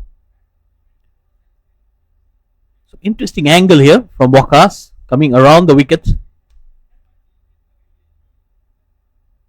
And he's getting the ball to follow that angle as well. Just going away from the right-hander. Normally a defensive ploy against attacking batters. Well, he goes for the heave and he finds the gap once again. More cheers from the Samoan dugout as boundaries start to come. They moved on to 93 now. Wakas Barkat looking to angle that one, pitching it a little too in line with the stumps. Samson Sola says thank you very much and helps himself to a boundary. Yes, absolutely. I think it was a bit too close to the bat. And there you go, another wide. Well, I was very impressed with Samson Sola, in fact. Okay. Oh, that's hammered. Absolutely hammered. Beautiful timing on that occasion. So that's back-to-back boundaries. Samson Sola impressed us with the ball. He continues to impress with the bat here. Beautiful looking shot. That's the batting card for Samoa. Caleb Jasmat, the batter that stands out, 35 of 24, unbeaten. Still out there in the middle alongside Samson Sola, who's helped himself to a couple of boundaries. And Samoa have gotten themselves to 98 for 7 now, with 5 overs to go. Well, got to say, statistically, they still have a chance, Shaidur. Well, thanks, Robert, for bringing such positivity in the combox. It's highly unlikely, but yes, if they play well, they can definitely get there.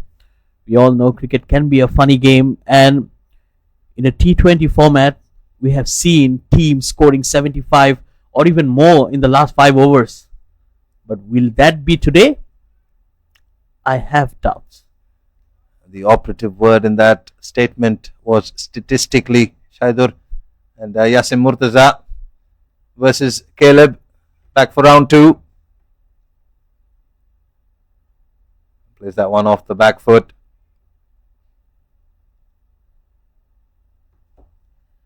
Well, 98 for 7. Samoa will be happy with how things turn for them.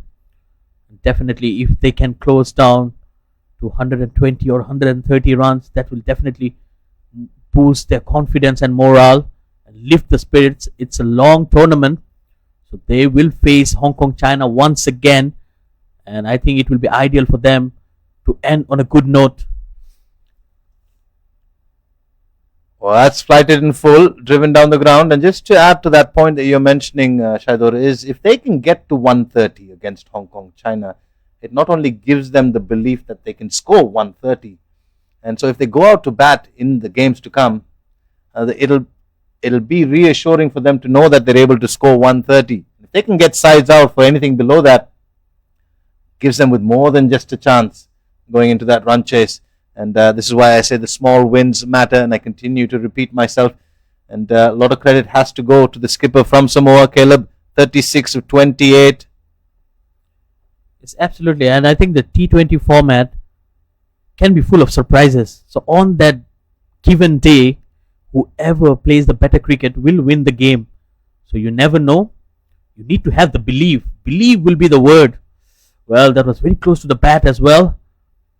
Good delivery once again. Yasim Murtaza. Well, we all know he's very capable with the ball. The Hong Kong China captain. Straight away, there's a change in field probably. The idea will be to entice the batter to play that sweep shot. Oh, beautifully bowled. Excellent delivery to end the over. It's 99 for 7. Brilliant piece of bowling. You called it as the day progresses, which is innings number 4 on this pitch. You start to see quite a bit of turn on offer. And you were talking about a medium pacer coming back, trying to wrap up this innings. It's going to be Atiq Iqbal coming into the attack.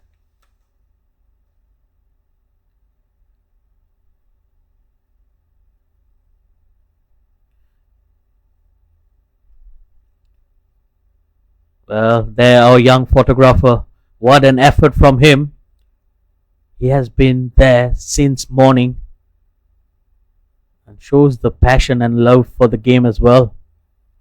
It's wonderful. We have seen some exciting young cricketers earlier today, and now look at him.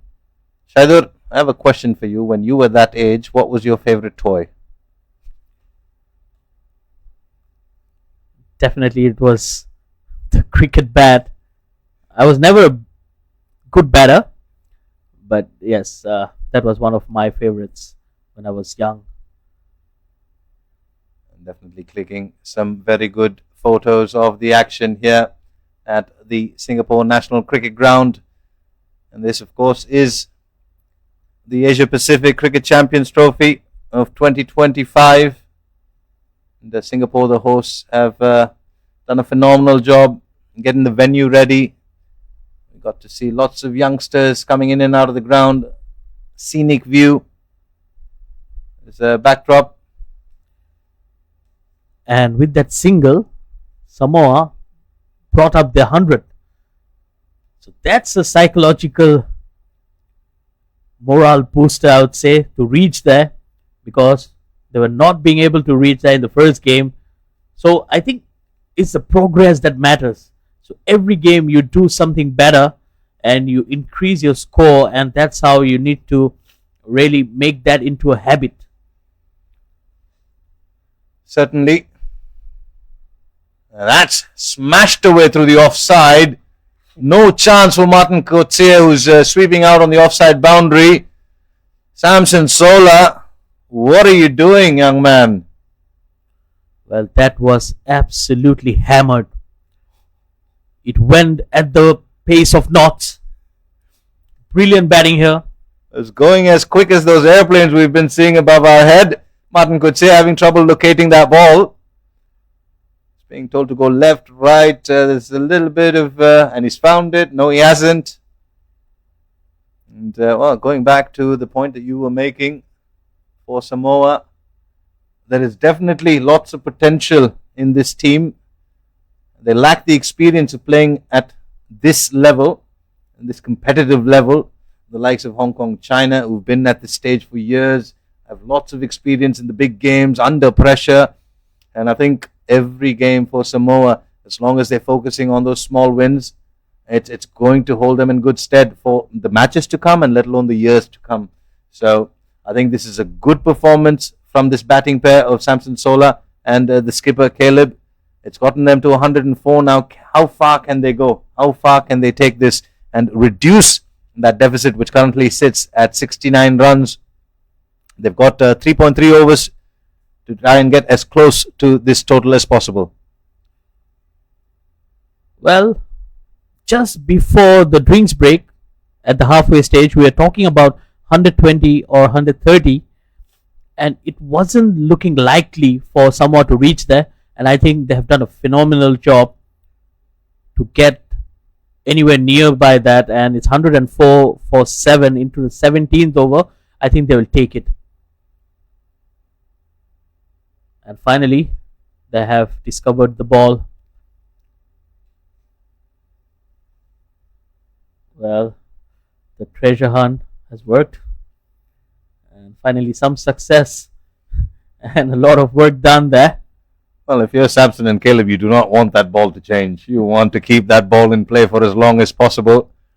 They've been striking it beautifully, this pair.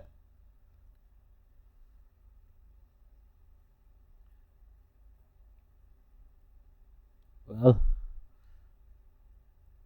I think Iqbal will continue in here. 3 more deliveries to go in this over.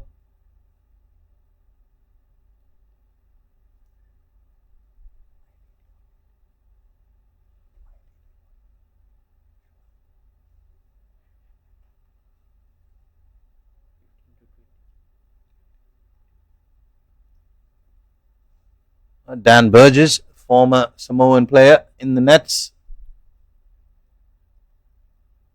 Here, cheering his side on. Recently moved to Thailand, and the youngsters continue to flood the gates.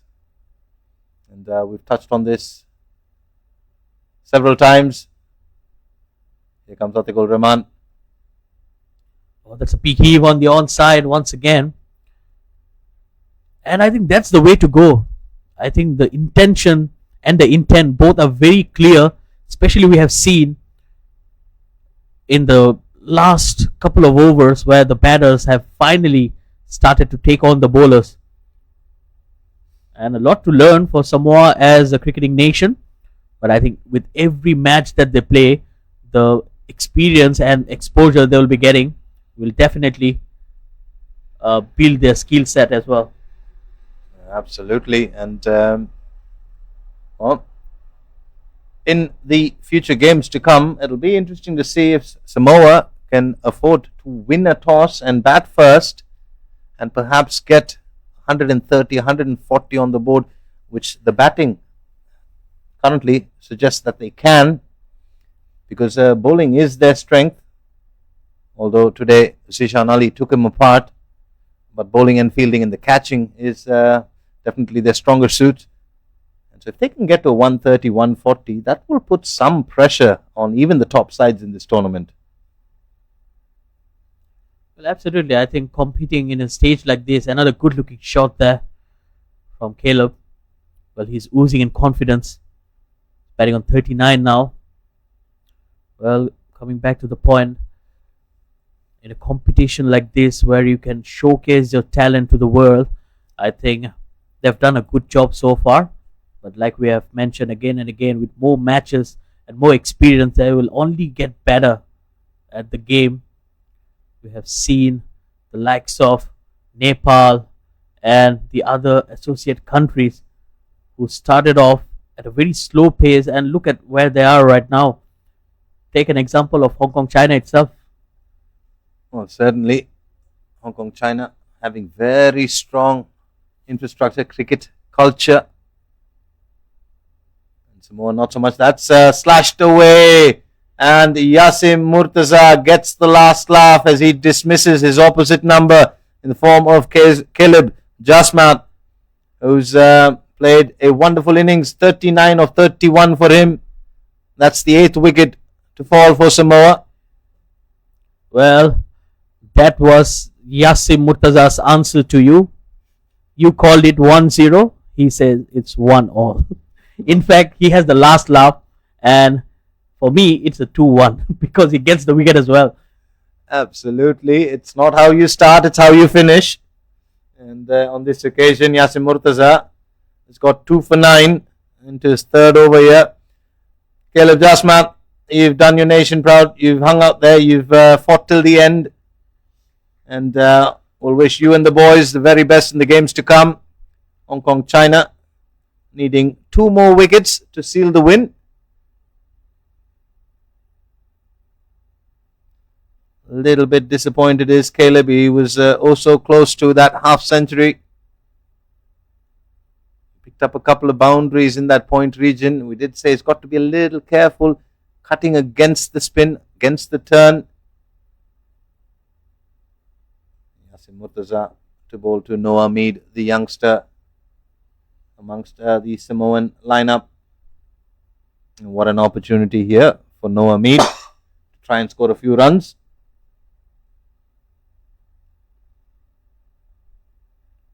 Well, he gets off the mark straight away. Well, Noah Mead looked good when he was bowling.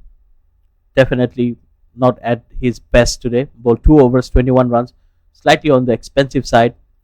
But then he needs to come back strong. Well, I've been very impressed with the pace bowling unit of Samoa. Definitely a lot of potential there. So they just need to be groomed, and definitely they can improve and put the mark on the big stage. Well, certainly. And they've got a couple of youngsters in their squad. Noah Mead, one of them, who also impressed with the fielding. Shaidur covered some long distances at pace and stopped a few boundaries. And who can, of course, forget Curtis and his wonderful family that have made the 10.5-hour journey. And some more fans have joined us in the audience tent as Hong Kong, China now require 2 more wickets and to pick up their first win in the Asia Pacific Cricket Champions Trophy of 2025.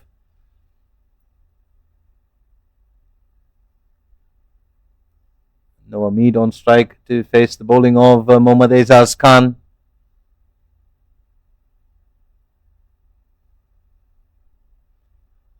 Oh, it's a play and almost a play and a miss there, almost ricocheting back onto the stumps.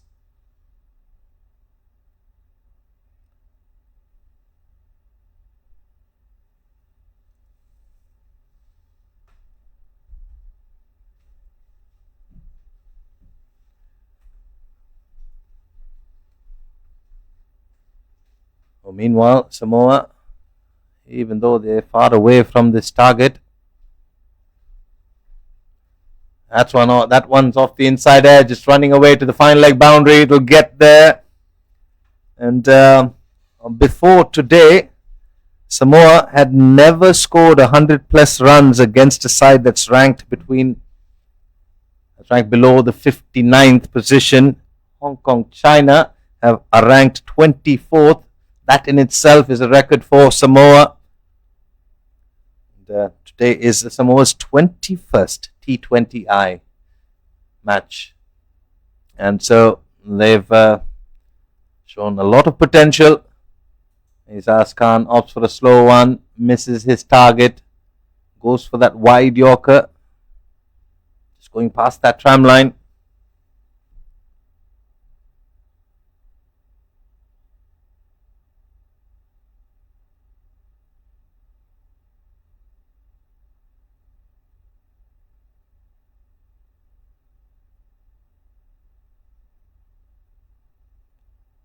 That's it into the leg side. Straight to the wide-ish long on fielder in Nasrullah Rana.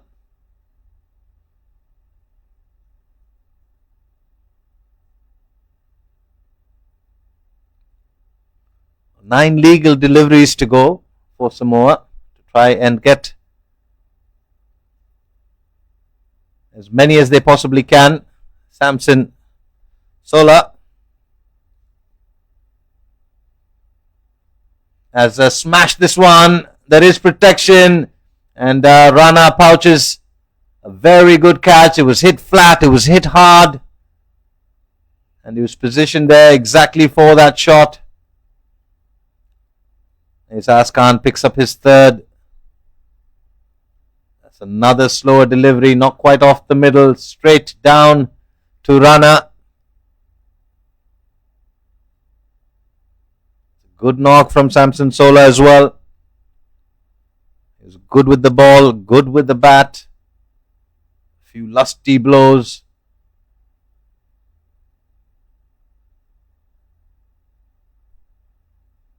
And, the two youngsters out in the middle, Curtis and Noah.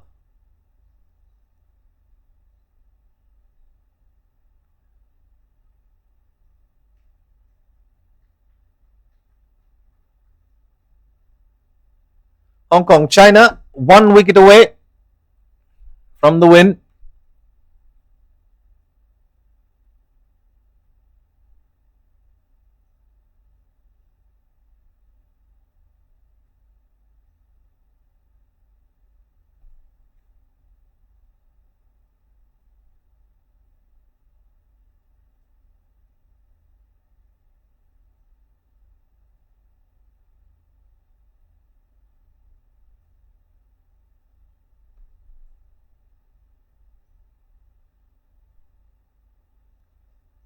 Another slower delivery, driven well to Yasim Murtaza.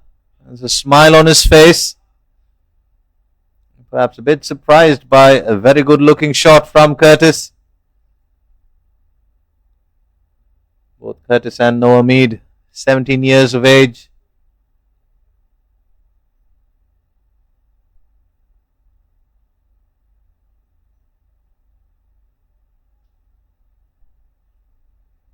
Looking to drive that one, ends up swatting it into the mid-wicket region.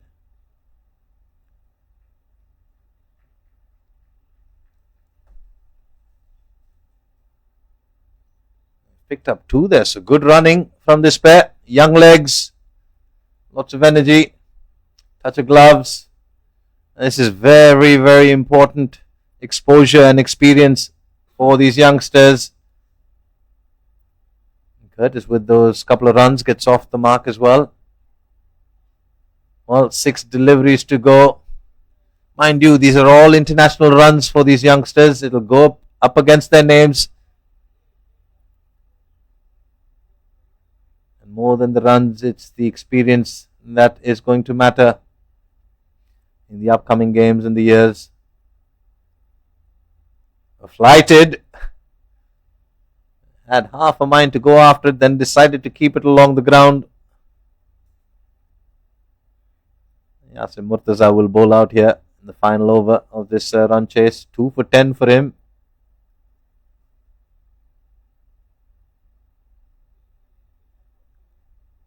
Oh, almost carrying back. He's already picked up one in that fashion, one that went slightly higher than that one.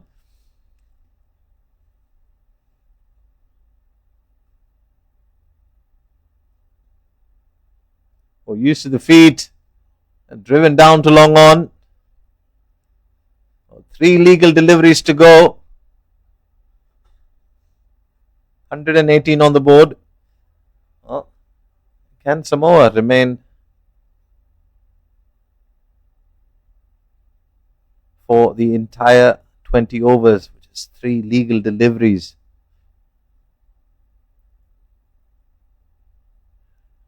Oh, there's an appeal. And it's been given. Curtis just dragging that back foot out of the crease. Yasin Murtaza wraps things up with a stumping. Zishan Ali very quick to take off the bails. And Murtaza, the skipper from Hong Kong, China, finishes with figures of 3 for 11 with 2 deliveries to go in his 4th over. The 20th of this run chase. Samoa have been bowled out for 118 runs, a spirited performance, but would not stop Hong Kong China from winning the game by 54 runs. And there's a quick look at how things panned out this afternoon. Hong Kong China won the toss, chose to bat. Yasin Murtaza at the toss said he wanted to get to 170. They did that. They got to 172. Good knock once again from Zishan Ali, 75 of 48. Nizakat Khan, 38 of 31, and Anshuman Ra 32 of 23 were the contributions with the bat. A wicket apiece for Benjamin and Curtis. Samoa in a reply with the run chase could only manage 118 before they were bowled out in the final over, the 20th, and Hong Kong China winning the game convincingly by 54 runs. We've got more games coming up tomorrow. But from the comm box, it's me, Bobby Rayner, saying we'll catch you tomorrow. But coming up, we've got the post-match presentation, the player of the match. That'll be done by Shaidur, my partner. But for now, it's Bobby Rayner signing off and saying we'll see you tomorrow.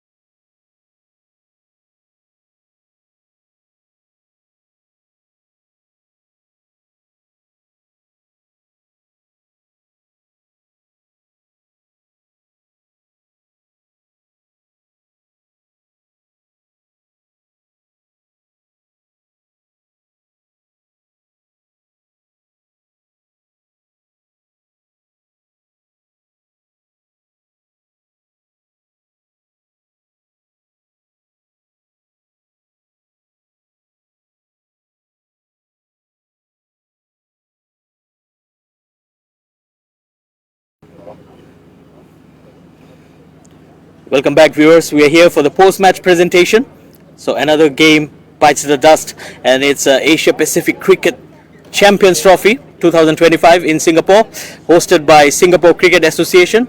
So before we go any further, I would like to thank our partners: DAFA News, data partner; FanCode, streaming partner; ICC TV, our global streaming partner; and TCM Sports, commercial partners.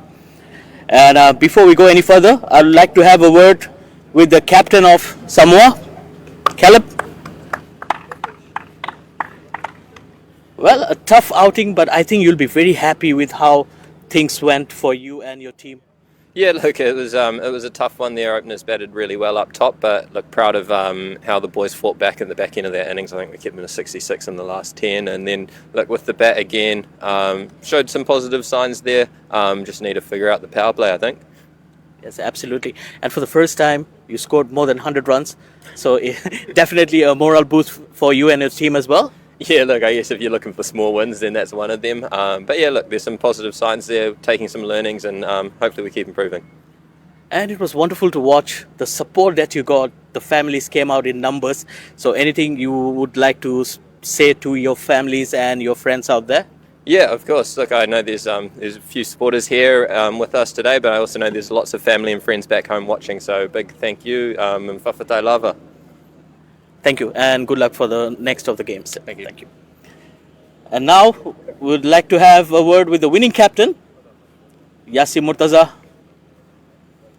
Well, a happy captain, finally got a win on the board. Yeah, there's 2 points for us, so at least we are really looking forward for next one tomorrow. So well, 170, that's what you predicted at the toss, and that's exactly what you got. So it went well with the plan, but tell me about your bowlers as well. To be honest, with this ball, it's really hard to bowl because there is no spin and no swing. So credit goes to bowlers. They bowl really good channel today, so that's why we restrict them 117. Looking forward for the next games. Yeah, we are really looking forward for tomorrow. Okay. Good luck. Thank you so much. So before we go to the player of the match, I would like to invite our special guest, Honorary Secretary of the Singapore Cricket Association, Mr. Manish Muralidharan. Please, sir. So there were 3 special performances. First coming from Jishan Ali, 75 runs. Yasim Murtaza, the captain, took 3 wickets. And Caleb Jasmine, 39 runs. And he bowled a wonderful spell as well. So for us, the player of the match will be Jishan Ali.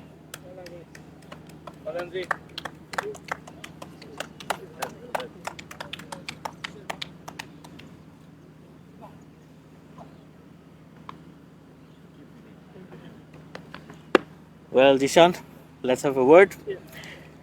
So 100 in the first game, 75 today. You must be very happy with your batting. Yeah, definitely. If you are performing well, you are happy with this. But unfortunately, we lost the game yesterday. But I'm happy we come back very strong, which is a good thing. Like, we need it, so we did it. And are you a bit disappointed not to get the second century today? Definitely, if you are so close, it's more hurting than if you got out earlier.